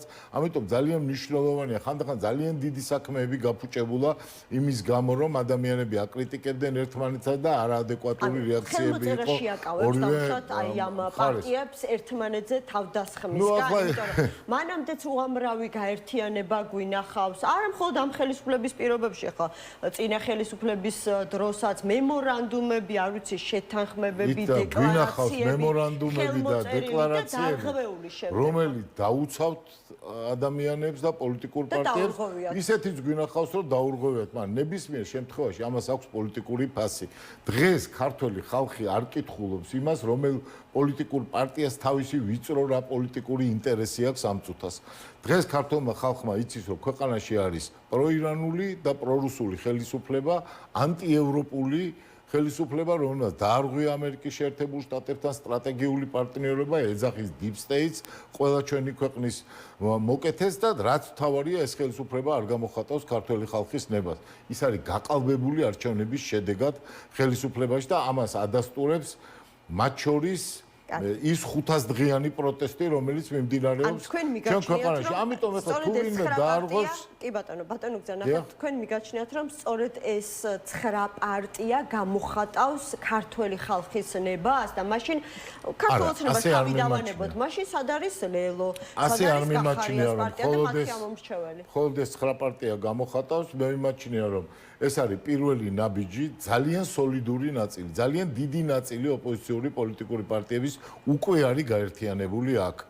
არ არის თქვენს მიერ დასახელებული პარტიები, ჩვენი სურვილია, რომ ვინც იზიარებს ამ მიზნებს, რომ საქართველოს აი ამ გარდამტეხ დროს თქვენგან ნახსენები რკინის ფარდის იმ ხარეს არ აღმოჩნდეს, სადაც არის ირანი, ჩინეთი, რუსეთი და რაღაც აზიური დესპოტიები, არამედ აღმოჩნდეს იმ ხარეს, სადაც არის ევროპული განვითარების შესაძლებლობა ჩვენი ქვეყნისათვის და ჩვენი მომავლისათვის, ხო? ვინც ამას ფიქრობს, მე ყველასათვის ეს კარი არის ღია. მე ძალიან კარგად მესმის, რომ პოლიტიკური პარტიებისათვის მნიშვნელოვანია თავისი იდენტობა, რომელიც აქ არანაირად არ ირღვევა. აი ამ გაერთიანებაში. ეს ალბათ მათ უნდა გკითხოთ, იქ სადაც ნაციონალური მოძრაობის დნმ-ის მქონე პარტიები არიან, მათ საერთო არაფერი აქვთ. ამ შემთხვევაში გახარია ფიქრობ არც განიხილება თქვენს მიერ. მე არავის არ მაქვს არავითარ სურვილი, რომ ვინმეს დავესხა თავს, მაგრამ იმ გადამწყვეტ დროს, როდესაც ქვეყანა კარგავს დამოუკიდებლობას. რეალობა არის ეს, თუ ის რკინის ფარდა დაეშვა, საქართველოს დაკარგავს დამოუკიდებლობას, იმიტომ რომ ჩვენ დაერმა ქვეყანამ, რომელიც არის მცირერიცხოვანი, შეუძლებელია დაიცვას სრულფასოვნად თავისი დამოუკიდებლობა, თავისი თავისუფლება ისეთ გარემოცვაში, სადაც ჩვენ ვართ. ქვეყნის, ასე ვთქვათ, საგარეო პერსპექტივას და ხვალინდელ დღესა და მომავალს. დრო არის კიდევ, მე მესმოდა, ეხლა ერთ-ერთი პოლიტიკური პარტიის განაცხადი, რომ იცით რა, იქ შეიძლება ჩვენ დავკარგოთ პოლიტიკური იდენტობა, ეს რამდენიმე ხნის წინ. ახლა როდესაც ჩვენ ყველანი ღიად ვაცხადებთ, რომ პირიქით ეს პოლიტიკური იდენტობა, პარტიული იდენტობა, იდეოლოგიური განსხვავებულობა არის შენარჩუნებული. როდესაც ყველამ იქ აღვნიშნეთ, რომ განსხვავებულობაში, პლურალიზმში და არა უნიფიკაციაში არის ჩვენი ძალა, მაგრამ აი ამ განსხვავებების მიუხედავად ჩვენ ხედავთ, რომ კიდე უფრო ზეამოცანა, ზეეროვნული ამოცანა არსებობს კიდე ყველა პოლიტიკური პარტიის წინაშე, ეს არის ამ ქვეყნის ბედი. შემდეგ ჩვენ იდეოლოგიურ განსხვავებულობებს, ჩვენ პარტიულ იდენტობებს გამოვკვეთავთ იმ არჩევნებზე, რომელიც მოვა. სადაც აი ამის შესაძლებლობები ბევრგან გვექნება. მაშინ მითხარით, აი რატომ იქნება ეს ალიანსი ეფექტური, გრძელვადიანი და ეს თუ პირველი ნაბიჯია ამ შეთანხმების გაფორმება, რა იქნება მეორე ნაბიჯი, უკვე ალბათ ჩამოყალიბებული ხარ. ჯერ ერთი ეს არის გაცნობიერება იმისა, რომ ქვეყანას ჭირდება ეროვნული და დემოკრატიული ალტერნატივა. ჩვენს დასავლეთ პარტნიორებთან ურთიერთობის დროსაც ჭირდება ეს, რომ არსებობდეს ეროვნული და დემოკრატიული ალტერნატივა აი ამ ალიანსის სახით, ისევე როგორც ქართული ხალხისათვის, რომელიც ამდენი ხანია იბრძვის, ჭირდება თქმა, რომ ჩვენ შევძელით ყველა შიდა პარტიული რაღაც განსხვავებულობის გადალახვა იმისათვის, რომ თავარ საკითხზე, ქართული საზოგადოებისათვის თავარ საკითხზე ვიყოთ კონცენტრირებული. ამიტომ ვამბობ, რომ ეს არის პოლიტიკური კლასის ისტორიული პასუხისგებლობა. არავინ არ აპატიებს პოლიტიკურ პარტიებს, რომ თქვან, რომ როდესაც იდგა საკითხი საქართველოს გახდებოდა რუსეთის უკანა ეზო, თუ გახდებოდა ევროპული საზოგადოების ღირსეული ნაწილი, ჩვენ იმიტომ ვერ შევთანხმდით, რომ ეს გადავაყოლეთ რაღაცა ჩვენ პარტიულ ინტერესებს. ეს არ იქნება სწორი და ძალიან სწორი იქნება ქართული ხალხის რეაქცია. მესმის, თქვენ ამბობთ, რომ ეს ძალიან მნიშვნელოვანი გადაწყვეტილებაა, მაგრამ თავადვე, აი, რაც დაიწყეთ საუბარი, ხაზგას მას აკეთებთ იმაზე, რომ დრო არ ითმეს და საქართველოს გადასარჩენია, ხომ? ანუ მისი, ასე ვთქვათ, ცივილიზაციური მომავალი არის რეალურად გადასარჩენი. აი კიდევ უფრო რაღაცა შევეცდები, რომ მიგაახლოვოთ იმ სათქმელთან, რისი ინტერესიც ბუნებრივია არსებობს.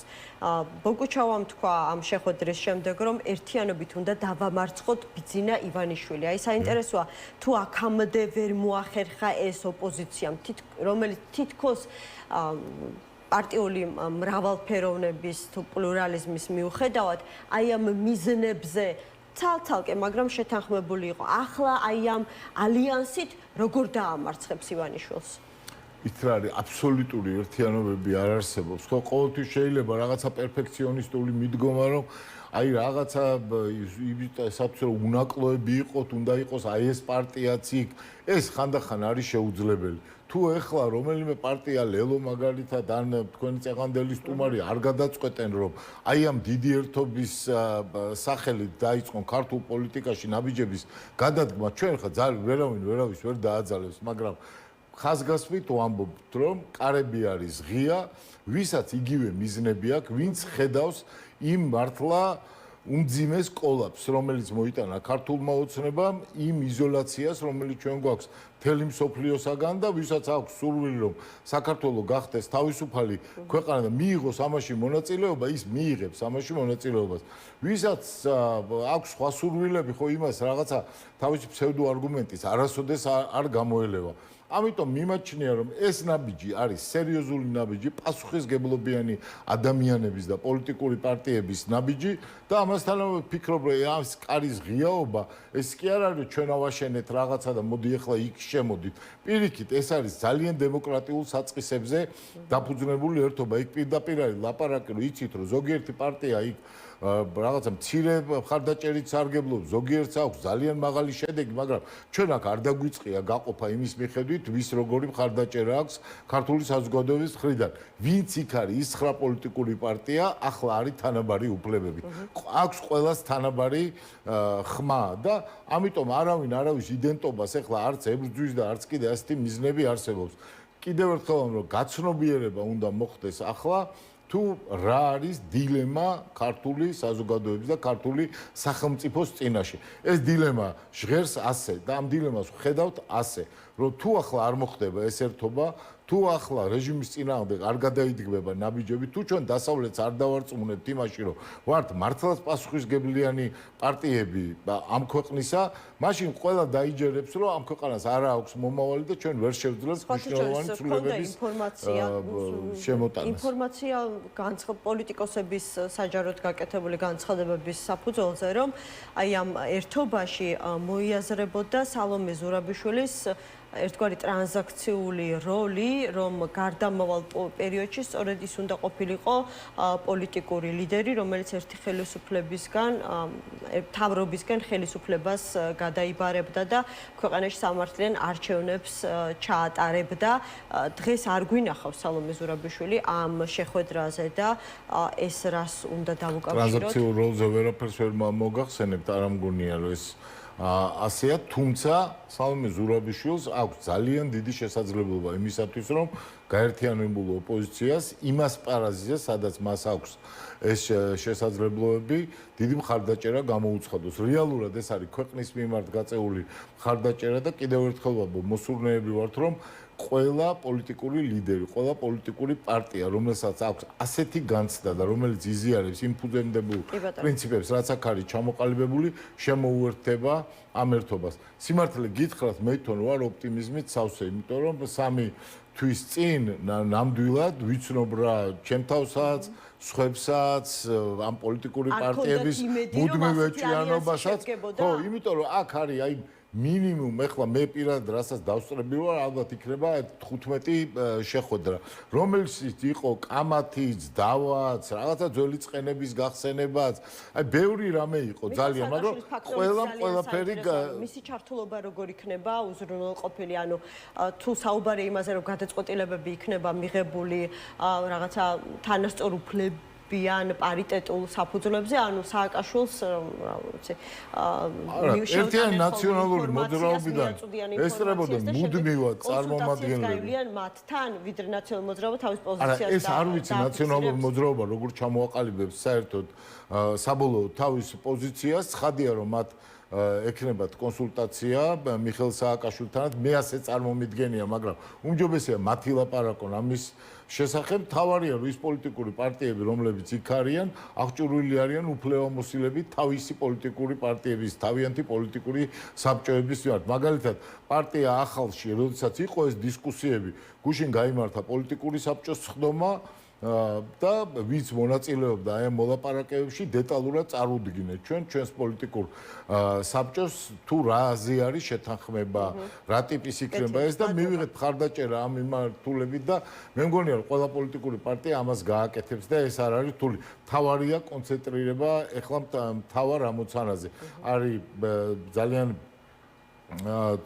ძალიან ცნობილი ნათქვამი რომ ბოროტება დგას კეთილსინდისიერი ხალხის პასიურობას.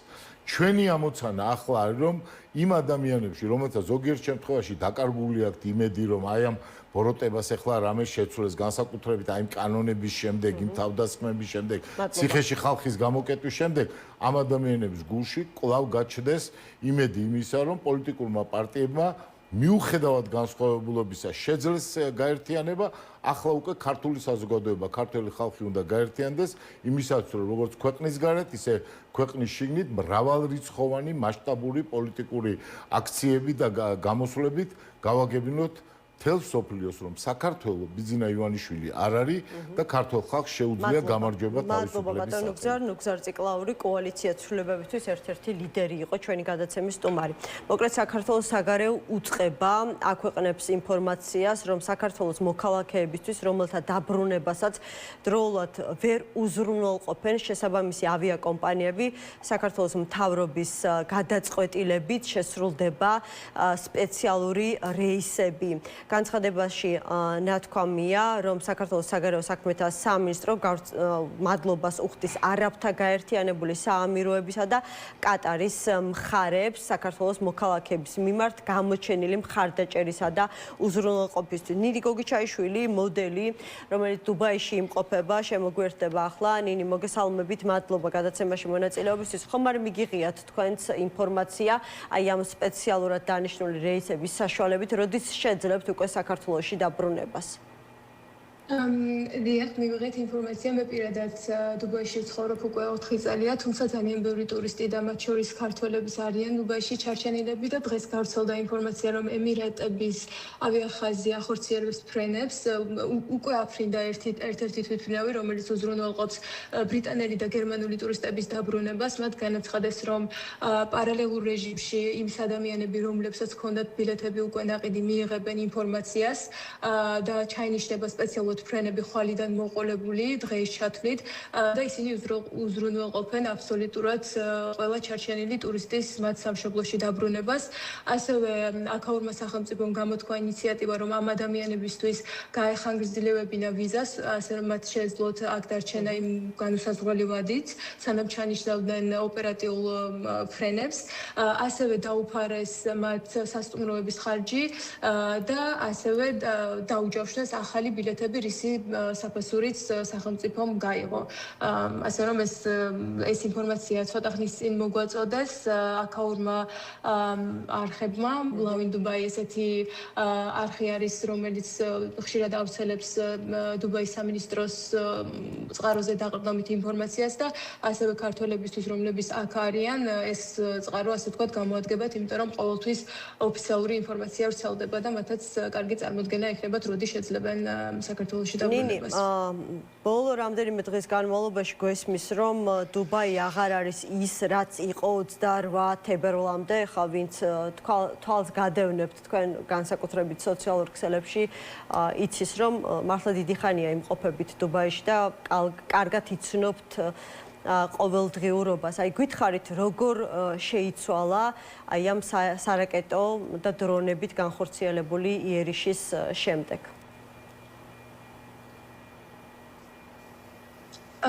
თქვენი ხმა გაწყდა, გესმით ჩემი? მე მესმის, შეკითხვა ვერ მოისმინეთ, როგორც ხვდები.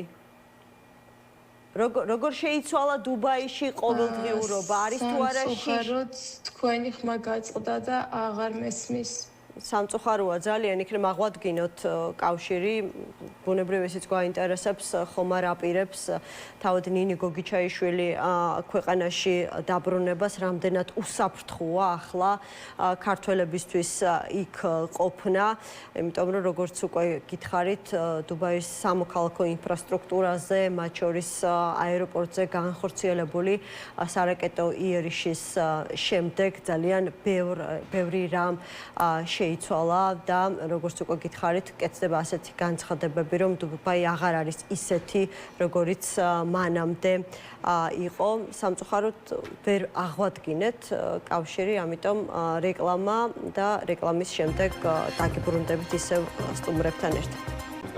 გადაცემა 360 გრადუსი დაბრუნდა ეთერში, მოკლედ ოპოზიციური ალიანსი შედგა გადაწყვეტილების მიღების შემდეგ და დოკუმენტზე ხელმოწერის დადასტურების შემდეგ ლიდერებმა განცხადებები გააკეთეს. მნიშვნელოვანია ერთი გუნდით ვიაროთ საერთაშორისო ვიზიტებზე და ხედავდეს ყველა, რომ რეალურად პროდასავლური ოპოზიცია სპექტრი მოწადინებულია იმოქმედოს ერთიანად სამშობლოს ინტერესებში. ასეთი არის განცხადებების ნაწილი, თუმცა ითქვა, რომ ეს არ იქნება რაღაცა კონსულტაციო საბჭო, მოკლედ რაღაცა უფრო ესეთი ქმედითი ერთობა შეიქმნა ოპოზიციაში. და დიმიტრი სქიტიშვილი პოლიტიკოსი შემოგვიერთდა. მოგესალმებით ბატონო დიმიტრი, მადლობა გადაცემაში მონაწილეობისთვის. ანა დოლიძე, გახარია ლელო არ არიან ამ ერთობის წევრები, თუმცა რამდენადაც მე ვიცი, ასე ვთქვათ, როგორ თქვა, ეული პოლიტიკოსები, უპარტიო პოლიტიკოსებისთვისაც, ისე როგორც სამოქალაქო სექტორისთვის ეს კარი დიალოგისა იყო ფართოდ გახსნილი. რა ვიცი, არ ქონიათ სურვილი აი ამ დიალოგში მონაწილეობის თუ? არა, მე რამდენადაც ვიცი, ეს პარტიებს შორის დიალოგი იყო, რაღაც პერიოდი მიმდინარეობდა პოლიტიკურ ორგანიზაციებს შორის, მე ესე ვიცი ყოველ შემთხვევაში. და არ ვიცი შესაბამისად მოკლედ ჩვენი ჩემ პირადად მონაწილეობა თავს ვერ ხედავდით აი ამ მოლაპარაკების პროცესში? არა, არ ყოფილვარ მონაწილე და არც მე რამდენადაც ვიცი, უბრალოდ ეს ასე ვთქვათ შორიდან ვიცი, რომ ეს პროცესი მიმდინარეობდა პარტიებს შორის კონსულტაციებით. ეხლა ისე გამოდის, რომ ჩემ პოზიციას ამასთან დაკავშირებით ამითი არ განსაზღვრავ. საინტერესოა თქვენთვის როგორც პოლიტიკოსისთვის ასეთი ტიპის ალიანსი, რაღაცა შეთანხმება გარკვეული მოქმედების თუ ქცევის წესებზე. არა, ეს მე ყოველთვის ვიძახდი, არ ვიცი, რამდენად მაშინაც არჩევნების მერე პერიოდში სულ საუბრობდი, რომ კოორდინაცია და ურთიერთობა პარტიებს შორის უნდა იყოს. მიუხედავად იმისა, ჩვენ მოგწონს ერთმანეთი თუ არა. ეხლა რო არ მოგწონს და ერთ პოლიტიკურ პარტიაში არ ყოფილვართ ადამიანები, ეგ ბუნებრივიც არის, ხო? იმიტომ რომ ნუ გასაგებია საქართველოში მრავალფეროვნებაა და ყოველს თავისი ვთქვათ იდენტობაა პოლიტიკური და უჭირს სხვასთან ვთქვათ გადაჯაჭვა ამის, მაგრამ რეალურად ძალიან მნიშვნელოვანია, რომ პოლიტიკურ პოლიტიკურ პარტიებს, რომელსაც აქვთ ამოცანა ქვეყანას ასე დააბრუნონ დემოკრატიული განვითარების გზაზე, მქონდეთ კოორდინაცია და ურთიერთობა. ეხლა ეს რა ფორმას მიიღებს? ნუ ყოველ შემთხვევაში ამ ეტაპზე ის რომ გადაიდგა ნაბიჯიდან რამდენიმე პარტია, 8 პარტია თუ 9 რაღაცა საერთო პრინციპებზე თანხმდება, ძალიან კარგია და მე ვფიქრობ, რომ ნებისმიერ შემთხვევაში, როგორც არ უნდა იყოს, რამდენი სხვილიც არ უნდა იყოს, რამდენი პარტიაც არ უნდა რჩებოდეს ამ რამდენი ინდივიდუალური პოლიტიკოს ამის მიღმა, ის რომ ესეთი ერთობა შედგა და რაღაცა დოკუმენტს მოეწერა ხელი, ეს უკვე კარგი ნიშანია, რამდენად როგორ იქნება ამის გაგრძელება და რა იქნება შემდეგი ნაბიჯები, რასაც საუბრობენ, ანუ ერთიანი სტრატეგია აი რატომ ვერ ხედავთ, არ ვიცი, თუნდაც აი ამ რაღაცა ოპოზიციურ გაერთიანებაში ინტეგრაციის რაღაცა ფორმით ასიმეტრიულია, ესე იგი, ყველა შემოგვიერთდება, ვისაც უნდა გადარჩენა. რა თქმა უნდა, ხა ამაში გულისხმება ლელო როგორც პოლიტიკური ძალა, მაგრამ ხა უპარტიო სალომე ზურაბიშვილი, რომელსაც განიხილავენ აი ამ ოპოზიციური ერთობის მთავარ მომბლაპარაკებლად საერთაშორისო ასპარეზზე. არ ვიცი, მე მგონი ცოტა არასწორად ვაყენებთ საკითხს. გულისხმობ იმას, რომ ეს არის პარტიათა კოორდინაციის, პარტიათა ურთიერთობის რაღაც შედეგად შექმნილი პროდუქტი და ეს პარტიები და პარტიული ორგანიზაციები თავისთავად რაღაც პარტიული ორგანიზაციებია. უნდა შესაბამისად, ახლა ალბათ არ შეიძლება იყოს, რომ პარტიებთან ერთად იყოს ინდივიდები და რაღაცა ფორმას მიიღოს. შეიძლება განვითარებასთან ერთად რაღაცა ფორმები მიიღოს ამან, მაგრამ ახლა ჩემთვის თავარი რა, როგორც დამკვირვებელი, როგორც ამორჩევლისთვის, რომელიც ამ ქვეყანაში ვარ, რომელსაც მინდა რომ ზოგადად ასე ვთქვათ, წინ წავიდეს ქვეყანაში ეს პროცესი და ვეცადოთ და ვიბრძოლოთ იმისთვის, რომ რაღაც ეფექტური იყოს ჩვენი ბრძოლა დემოკრატიული, ასე ვთქვათ, კალაპოტში დასაბრუნებლად, ხო? აქ არის ცალსახარო შეიქმნა რაღაცა მსხვილი ერთობა, არის რამ ბევრი პარტია და რომელიც ამბობს, რომ შეთანხმდნენ სტრატეგიულ ხაზებზე. ჯერჯერობით არ ვიცით, ბუნებრივია ხო დღეს რაღაც ბრიფინგების მიხედვით ჩვენ ვერ გავიგებთ სრულიად რა არის მათი სტრატეგია, მაგრამ ის რომ მათ აქვს რაღაცა უკვე დაახლოებული ხედვები, ეს ძალიან კარგია. მიუხედავად იმისა, რომ შეიძლება რამდენად ჩორს წავათ ხო ეს დაახლოებული ხედვები, თქვენ რა მოლოდინი გაქვთ? უნდა ფიქრობთ, რომ ეხლა ზუსტად საკმაოდ ისეთი პროდუქტიული იქნება ოპოზიცია, წავიდეს ამერიკის შეერთებული შტატებში და გაეცნოს ჩვენს საერთაშორისო პარტნიორს, როგორც ქართული ოცნების რეალური პოლიტიკური ალტერნატივა. პოლიტიკური პარტიების და ნებისმიერი ალიანსების ხედავ არასაერთაშორისო კოორდინაციის ნაკლებობაში, რაც შეიძლება უკეთესი იყოს, იმიტომ რომ იყო კოორდინაცია და უკეთესი შეიძლება იყოს. მე ვფიქრობ, რომ დღეს მთავარი პრობლემა არის პოლიტიკისა და საზოგადოების გამიჯნა. არა ის, რომ პოლიტიკა, ასე ვთქვათ, საზოგადოების პროტესტი აღარ არის, არის პროტესტი, უბრალოდ საზოგადოების დიდ ნაწილს, მათ შორის ის ხალხი, რომელიც შარშან ამ დროს თუნდაც ან ცოტათი ადრე, ხო, 24 ნოემბერ-დეკემბერში და მე უკვე 25 წლის იანვარ-თებერვალში ქუჩაში იყო 100,000-ობით ადამიანი, ეს ადამიანებში ეს პროტესტის განცდა არსად არ გამქრალა. უბრალოდ გარკვეულწილად გაიყო პოლიტიკოსები, პოლიტიკა და საზოგადოება და ეს არის ერთ-ერთი მთავარი გამოწვევა პოლიტიკოსებმა, როგორ დაიბრუნონ მოსახლეობასთან ნდობა და ეს ნდობა არის აღსადგენი. ის ნაბიჯი, რომელიც გადაიდგა, ცალსახად ამისკენ არის. მე არ ვიცი, რამდენად არის, როგორ არის შეთანხმებული შემდგომი ნაბიჯები, რა იქნება, მე ვხედავ და რა ვიცი, ჩემს კოლეგებს, მეგობრებს ყველას მოუწოდებ, რომ თავარი აქცენტი არის მნიშვნელოვანი საზოგადოებასთან კომუნიკაციის. საერთაშორისო, რა თქმა უნდა, მნიშვნელოვანია, მაგრამ იქ ბევრად უფრო კარგად არის სიტუაცია, ბევრად უფრო კარგად ინფორმირებულები არიან და შეიძლება განსაკუთრებულ სიახლეს ვერ შევიტანოთ, პროცესი საკმაოდ ეფექტურად მიდის ჩვენ სასარგებლოდ, მთელი სოფლიო, მთელი დემოკრატიული თანამეგობრობა არის რეალურად ქართული დემოკრატიის მომხრე, მაგრამ ჩვენ გვჭირდება საზოგადოების დაბრუნება პოლიტიკურ პროცესში და აქ ნდობის დეფიციტი არსებობს, ეს უნდა ვაღიაროთ, ბევრი შეცდომების გამო, ბევრი ნაკლოვანებების გამო, რომელიც თითოეულ ჩვენთაგანს ჰქონდა ამ პროცესში და ამიტომაც ეს არის ერთ-ერთი ყველაზე მნიშვნელოვანი ხაზი. მაგრამ კიდევ ერთხელ, ცალკეულ პარტიებს თუ ამის გაკეთება უჭირდა, დღეს უფრო კონსოლიდირებულ ერთობას ბევრად უფრო მეტი რესურსი უჩნდება. მე ვფიქრობ, ამისკენ უნდა წავიდეს, თუ მომისმენენ, ჩემი რეკომენდაცია ეს იქნება და რაც თავარია, ხა ის პოლიტიკური ჯგუფი შეიძლება რაღაც პოლიტიკური პარტიები მიღმა დარჩა ამის, მაგრამ თუ ეს კონკრეტული ალიანსი აჩვენებს თავის, ესე ვთქვათ, ეფექტურობას, რა თქმა უნდა, ეს ყველაფერი განხილვადია სამომავლოდ. მე ესე ვიტყოდი, როგორც რიგითი ადამიანი, რიგითი პოლიტიკოსის და გონია, რომ პოლიტიკური, ესე ვთქვათ, მიმოხილველი შემიძლია ესეთი დასკვნა გავაკეთო. იმიტომ თუ ადამიანები ხედავენ ეფექტურობას რაღაც ალიანსის, რა თქმა უნდა, ის ხდება იმას აქ მე უჩნდება მიზიდულობის ძალა და ქართული ოცნების წევრებმა ამ ყველაფერს რაღაცა მანამდე ხო გვესმოდა მათი შეფასებები, რომ მაინც რაც არ უნდა გაერთიანდნენ თუ რაღაცა თანხმობის დოკუმენტი შეიმუშაონ ოპოზიციური ერთობა და არქვან იგივე რეიტინგი ექნებათ, რაც აქვთ ცალ-ცალკე და ეს ქართული ოცნების შეფასებით არის ნულის ტოლი. დღეს მოვისმინეთ შეფასება, რომ ეს ყველაფერი რეალურად კლოუნადა არის. თუმცა სამართლიანობისთვის ის უნდა აღინიშნოს, რომ ქართული ოცნების პოლიტსაბჭოს ბოლო განცხადებაში, რომელიც წესით ეძღვნებოდა იმედისა და პოზიტივის დასანქცირებას ბრიტანეთის მთავრობის მიერ ძალიან მნიშვნელოვანი ნაწილი მიეძღვნა ოპოზიციის გეგმებს ამერიკულ ვოიაჟთან დაკავშირებით. ანუ როგორ შეიძლება შეფასდეს ქართული ოცნების ეს რაღაცა ორმაგი სტანდარტი ოპოზიციის რეიტინგების შეფასებაში. იცით რა არის? ეხლა დღეს რეიტინგი, იმიტომ რომ რომელიღაცა ქართული ოცნების წარმომადგენელი თქვა რეიტინგი არ აქვს, რეიტინგი აქვს თუ არ აქვს, მაგათი გადასაწყვეტი არ არის. კიდევ ერთხელ, თავარი პრობლემა პოლიტიკურ ოპოზიციურ ძალების არის ის, რომ აი ამ პერიოდის განმავლობაში, მე ვიტყოდი 25 წლის, 20-25 წლის განმავლობაში გარკვეულწილად შეცდომების რაღაცა გაუთვლელი ნაბიჯების რაღაცა გარკვეული ობიექტური და სუბიექტური გარემოებებიდან გამომდინარე მოხდა საზოგადოებასთან წყვეტა. ეხლა ოცნება რას რა თქმა უნდა ოცნება არაფერს არასდროს კარგს არ იტყვის, იმიტომ თავის თავზეც ვეღარ ამბობენ კარგს. ანუ ის სხვა მდგომარეობაშია და მათ თავისი სხვა პრობლემებზე ცალკე ვისაუბროთ, მაგრამ ის რომ ოპოზიციურ ძალებმა არსებული ესე ვთქვათ რესურსების დეფიციტის პირობებში ერთად დგომით შეუძლიათ გარკვეული რესურსების გამსხვილებით უფრო ეფექტურები იყვნენ, ეს ფაქტია. რამდენად ამას შეძლება, მე არ ვიცი, რამდენად დეტალურად არის გავლილი საკითხები, რომელიც არის შემდგომ გადასადგმელი, მაგრამ ის რომ ერთად ყოფნით ბევრად უფრო მეტ შეძლებენ, ეს ფაქტია.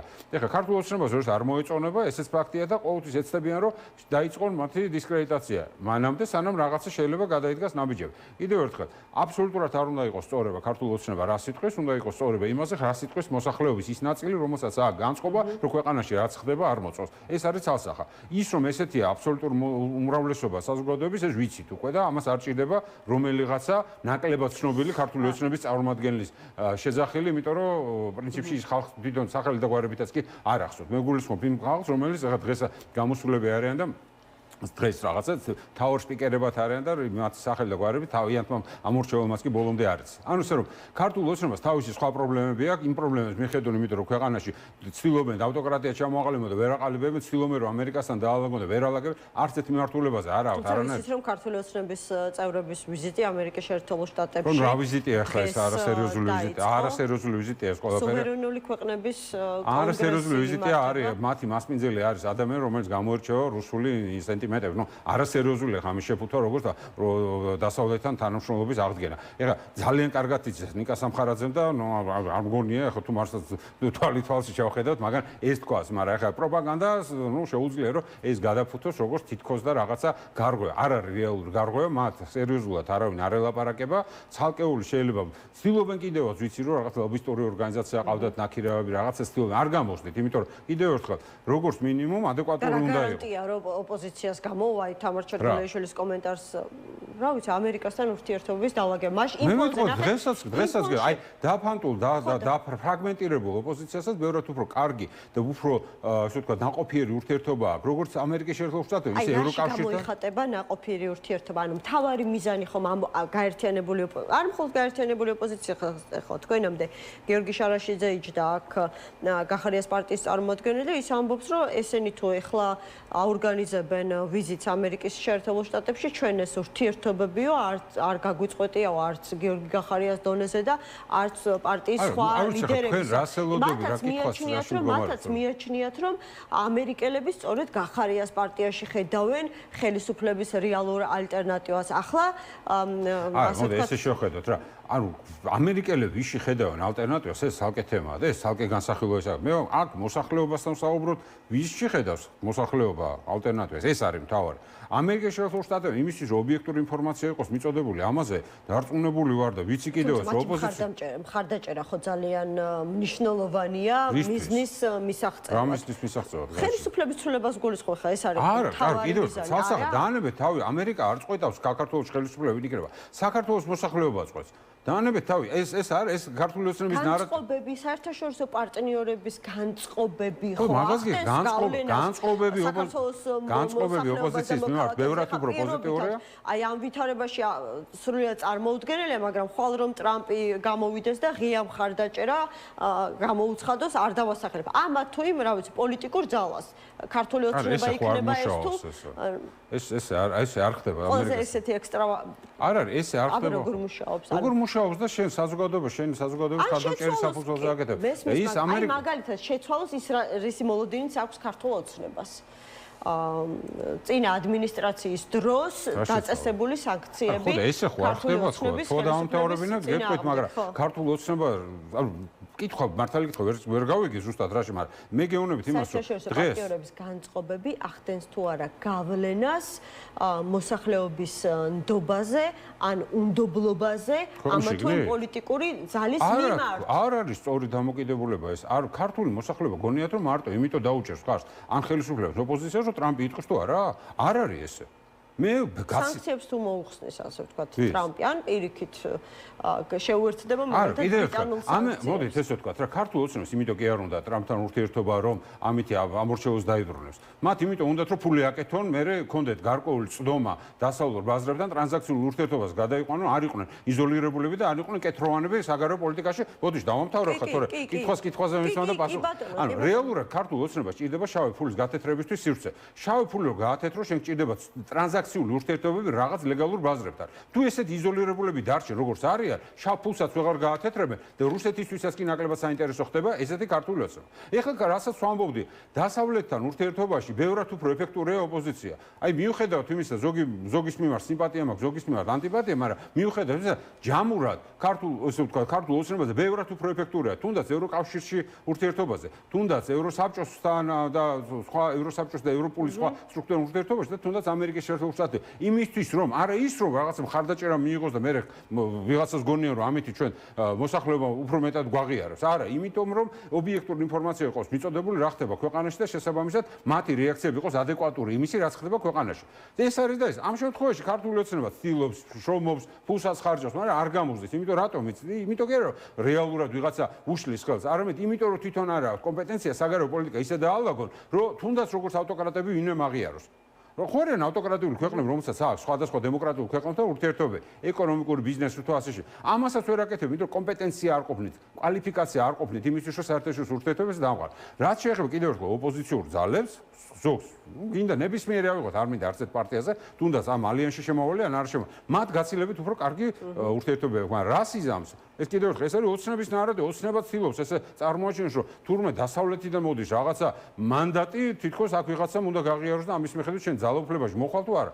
არც ერთ შემთხვევაში მოსახლეობასა, საკუთარ მოსახლეობასთან უნდა აღადგინო ურთიერთობა, ეს არის თავარი გამოწვევა პირველ რიგში და ეს არის თავარი კრიზისი. ყველაფერი გააკეთა პროპაგანდამ, რომ მაქსიმალურად სუბიექტური და ობიექტური მიზეზებით გამო ეცადა რომ გაეხლიჩა საზოგადოება და პოლიტიკური სპექტრი. ამას აკეთებს და თუ ამ ნაბიჯს გადადგამს პოლიტიკური სპექტრის ერთი ნაწილი, გამსხვილდება, უფრო ერთიანი იქნება, უფრო კოორდინირებული იქნება, რა თქმა უნდა ეს მნიშვნელოვანია. თუ სხვა პარტიებიც მას მიბაძავენ და თქვა იგივე ლელო და გახარეს პარტია დაახლოვდებიან და ისინი კოორდინირებული იქნება, ესეც არ იქნება ცუდი. და კიდევ ერთხელ საზოგადოება ითხოვს რეალურად დაინახოს რომ არსებობს ადეკვატური ადამიანები, რომლებიც ზრუნავენ ამ ქვეყანას და მე ვფიქრობ ოპოზიციაში უფრო მეტია დღეს ესეთი ადამიანები, ვიდრე ქართულ ოცნებაში, რომელიც მიუხედავად იმისა, რომ სოლიდურად შეიძლება იცვამენ და გამოიყურებიან, მაგრამ რეალურად თავისთვისაც ვერ მიუხედავთ, იმიტომ რომ თვითონ გაურბიან ხალხი, სანქციების წინ გაექცათ ერთ-ერთი მათი ბურჯი, ვიზეც იდგა მათი პროპაგანდა და რეალურად ვერ ახერხებენ იმას, რომ ელემენტარული ურთიერთობები დაალაგონ, მიუხედავად იმისა, ძალიან ბევრს ცდილობენ და ძალიან ბევრ რესურსს ხარჯავენ. მადლობა ბატონ დიმიტრი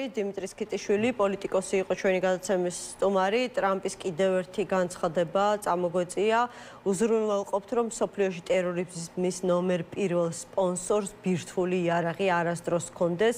უზრუნველყოფთ, რომ ირანმა ტერორისტული დაჯგუფებების შეიარაღება და დაფინანსება ვეღარ შეძლოს. სამხედრო ექსპერტი გიგა ინაშვილი გვერდდება. გიგა, მოგესალმებით, მადლობა გადაცემაში მონაწილეობისთვის. რადგან პირველი სამიზნე ამერიკის შეერთებული შტატებისა და ისრაელის შეიძლება ითქვას პირველივე მცდელობაზე განადგურებულია ირანის სულიერ ლიდერს ხამენეის გულისხმობ. რამდენად მიღწევადია ეს მიზნები, რაც დაასახელა ტრამპმა, გულისხმობ იმას, რომ ბირთვული იარაღის წვდომა ტერორისტებს საერთოდ აღარასდროს აღარ ჰქონდეთ. რამდენად შესაძლებელია ასეთი მიზნის მიღწევა? დიახ, აქ საუბარია იმაზე, რომ რამდენიმე ამოცანა არის. ერთ-ერთი მნიშვნელოვანი და მთავარი ამოცანა არის სრულად განადგურდეს ირანის ბირთვული პოტენციალი. ჯერჯერობით ბირთვული პოტენციალი როგორც არის ირანს არ აქვს, მაგრამ აქ არის საუბარი იგივე ურანის გამამდიდრებელი მიწისქვეშა ობიექტების განადგურებაზე და ასე შემდეგ და პოტენციურად ბირთვული მუხტის გადამტანის საშუალებების განადგურება, ანუ შორმანძილზე მოქმედ რაკეტებზეა საუბარი, რომელსაც მაგალითისთვის ევროპამდეც შეუძლია რომ იფრინდნენ, არის გარკვეული რაოდენობა ესეთი რაკეტების ირანის შეერაღებაში და ამ რაკეტების საწარმოო სიმძლავრეები ასევე ტექნოლოგიური ბაზა. ძირითადად ამერიკული ავიაცია ოპერაციის დაწყების პირველივე საათებიდან სწორედ ამ ობიექტებს ურტყავდა, სამხედრო სამრეწველო ობიექტებს, სამხედრო შეიარაღების საცავებს, რაკეტების საცავებს, თვითონ გამშვებებს და ისრაელის საჰაერო ძალები უფრო პოლიტიკურ ფიგურებზე ნადირობდა. ფიგურებიც პირველივე წუთებში დაღუპული გენშტაბის მაღალჩინოსნები, თავდაცვის მინისტრი და თვითონ ეს აიათოლაც ისრაელის საჰაერო ძალების მიერ ზუსტი დამიზნების აერობალისტიკური რაკეტებით, საჰაერო გარშვების აერობალისტიკური რაკეტების დარტყმით იქნა.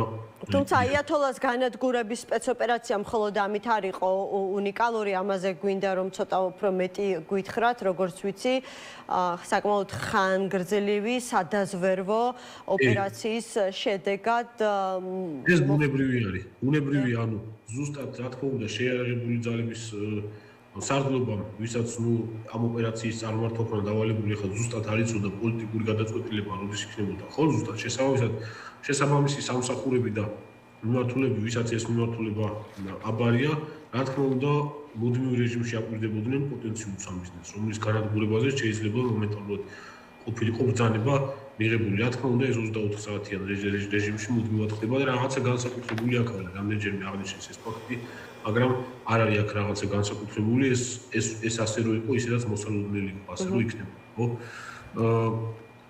რაღაცა ღრმა ბუნკერში არ ყოფილა აიათოლა, როგორც ჩანს, ვინაიდან გამოყენებული საბრძოლო მასალა არ არის რაღაცა განსაკუთრებით მაღალი ბეტონგამტანობის მაჩვენებლების მქონე, ბრუსპეროუს ტიპის აერობალისტიკური რაკეტები არის ისრაელის წარმოებული, რომელსაც ბეტონგამტანი კონფიგურაციებიც აქვს, მაგრამ ეს არ არის რაღაცა მძიმე ბეტონგამტანი ბომბები, ისეთები როგორც ჩამოაგდო ამერიკის საჰაერო ძალებმა შარშან.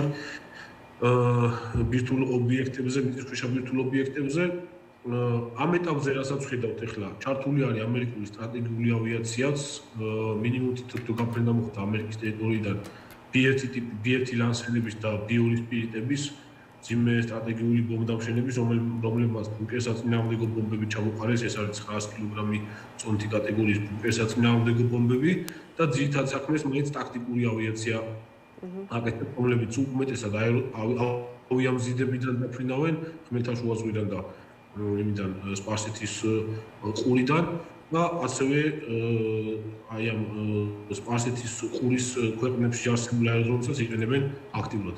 ასევე ძალიან დიდი როლი აკისრია ისრაელის საჰაერო ძალებს.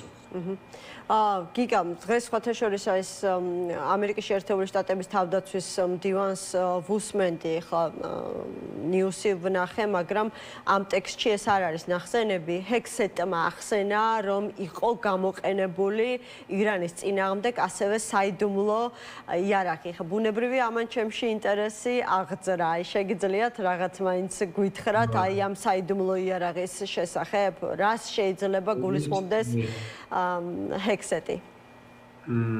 არ არის არანაირი მიმანიშნებელი ინფორმაცია ამაზე არ ყოფილა, მაგრამ ალბათ უფრო რაღაც ახალი თაობის რადიოელექტრონული ბრძოლის სისტემა შეიძლება ყოფილიყო და რაც დადასტურებულად შემიძლია გითხრათ, ახალი ტიპის ტომაჰავკი გამოიყენეს, რომელიც აქამდე არ გამოჩენილა. თოსანი რაკეტა ტომაჰავკი, რომელიც ხმელთაშუა ზღვის მიმართულებიდან და სპარსეთის ყურიდან საესკადრონო აღმოსნებიდან იქნა გაშვებული.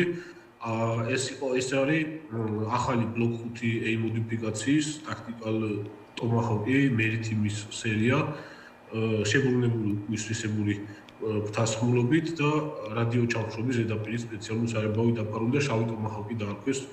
უკვე ამ ტომაჰოკებს შეუძლია გაშვების შემდეგ შეიცვალოს მიზანი, ანუ ორარხიანი დატალინკით თანამგზავრიდან მართვის არხი აქვს და გაშვების შემდეგ შეიძლება გადაამისამართლოს და საერთოდ სხვა მიმართულებით 1000 კილომეტრით დაშორებულ სხვა მიზანზე მიმართო რაკეტა.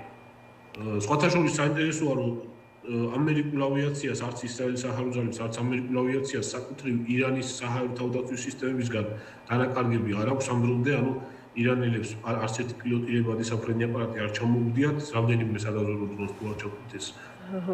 ნებიჯოლივად სახარჯი მასალა არის, მაგრამ ეს ამერიკული სამი გამონადგურებელი ნახავდით დღეს, რომ ჩამოაგდეს კუვეიტში, კი ბატონო, ასე ვთქვათ, შეცდომა მოხდა და მეგობრული ცეცხლი გაუხსნეს, რაც 15 ტიპის მრავალფუნქციური გამონადგურებელი ხდება ხოლმე, მოკლედ ესეთი დიდი ოპერაციების დროს მომხდარა, მაგრამ 3 ცალი გამონადგურებელი 15 საკმაოდ ეს ძვირადღირებული ძლიერი გამონადგურებელი არის, 3 ცალი მართლა ნამეტანი არის, შესაბამისად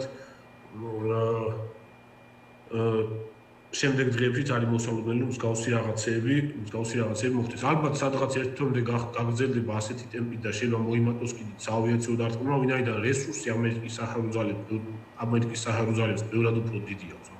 რასაც ეხლა ვხედავთ, ამაზე ჯერადობით უფრო რამდენჯერმე უფრო ძლიერი საავიაციო დარტყმების მიყენებაც შეუძლია. ალბათ გაიზრდება ინტენსივობა და სხვათა შორის ცოტა ხნის წინ იყო ტრამპის განცხადება, რაც ძალიან საინტერესო არის, იმაზე რომ სახმელეთო ძალებთან დაკავშირებით, კი, აი, როგორ უნდა გავიგოთ? ხო, სახმელეთო ოპერაციასაც არ გამომრიცხავ, თუ საჭირო გახდებაო და ანუ შიში არ მაქვს რომ მაგისიო. რეალურად სახმელეთო ოპერაცია რთულესი იქნება, შეიძლება წლობით გაეწელოს რეალურად და რაც ერაყში დაუყენეთ იქნებოდა მსგავსი მივიღოთ, თან ბევრად უფრო დიდი ძალები დაჭირდება შეერთებულ შტატებს და მოკლედ ნახოთ როგორ განვითარდება სიტუაცია. ძალიან ისეთი მნიშვნელოვანია მოახერხებს თუ არა ადგილობრივი ოპოზიცია ირანში ინიციატივის ხელში აღებას, რომ ელემენტარული საჰაერო დახმარებით პარაშუტებით გადაყრილი შეიარაღება მაინც აიღონ და დაუპირისპირდნენ რეჟიმის ძალებს. ეხლა განსაკუთრებით სახიფათო აქ არის ის, რომ თუ ირანში მოხდა ისე რომ რეჟიმი ჩამოიშალა, მაგრამ ძალები დაიქცახა, ისედაც ეს ირანის ისლამური რევოლუციის გუშახთა კორპუსი მაქსიმალურად დეცენტრალიზებული ძალები არის ქვეყნის ტერიტორიაზე გაშლილი და უდიდესი რაოდენობის შეიარაღება არის მათ მარაგებში. ათასობით სხვადასხვა საველე მეთაურია, რომელმაც ბრძოლა შეიძლება ავტონომიურ რეჟიმში გააგრძელონ.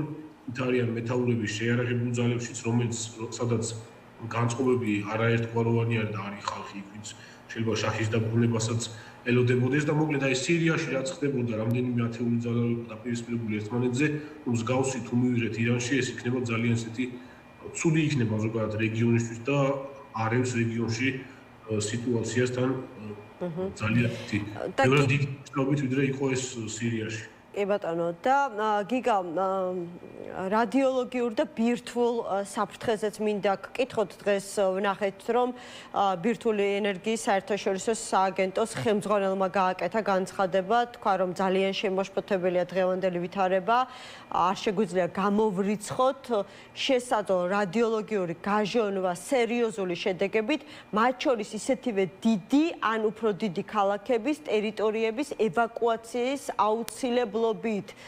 აი რა იგულისხმება ამ ყველაფერში და თუ კი ასეთი რამ მოხდება, რამდენად დგება საფრთხის წინაშე ჩვენი ქვეყანა, რომელსაც სულ რაღაც 500-მდე კილომეტრი აშორებს ირანის საზღვართან. ირანი აქვე არის, ბევრს რაღაცა შეიძლება შორს იგონოს, ნუ ელემენტარული გეოგრაფია ვიცით, ყველა მეტნაკლებად საქმის კურსია და იცის, რომ აქვე არის რეალურად ირანი და ჩვენზეც გავლენას მოახდენს ეს ყველაფერი, იმდენად დიდი მასშტაბის ომში შეიძლება გადაიზარდოს ეს ყველაფერი, თუ ხელისუფლების და რეალურად ამ სამხედრო ძალების მაკონტროლებელი ძალების გადაბარება არ მოხდა ახალი ხელისუფლებისთვის და ყველაფერი შედარებით ნორმალურად არ დასრულდა. ესე იგი ეს მაგატეს ხელმძღვანელის განცხადება გამინახია, მაგრამ რუსის თქვა შემიძლია ირანში არის ატომური რეაქტორები, არის ურანის გამამდიდრებელი მიწისქვეშა ობიექტები. აი ამ ობიექტებზე დარტყმის შემთხვევაში, რა თქმა უნდა, გაჟონვის შანსი არის, უამრავი სხვადასხვა სცენარით შეიძლება წავიდეს, განვითარდეს მოვლენები.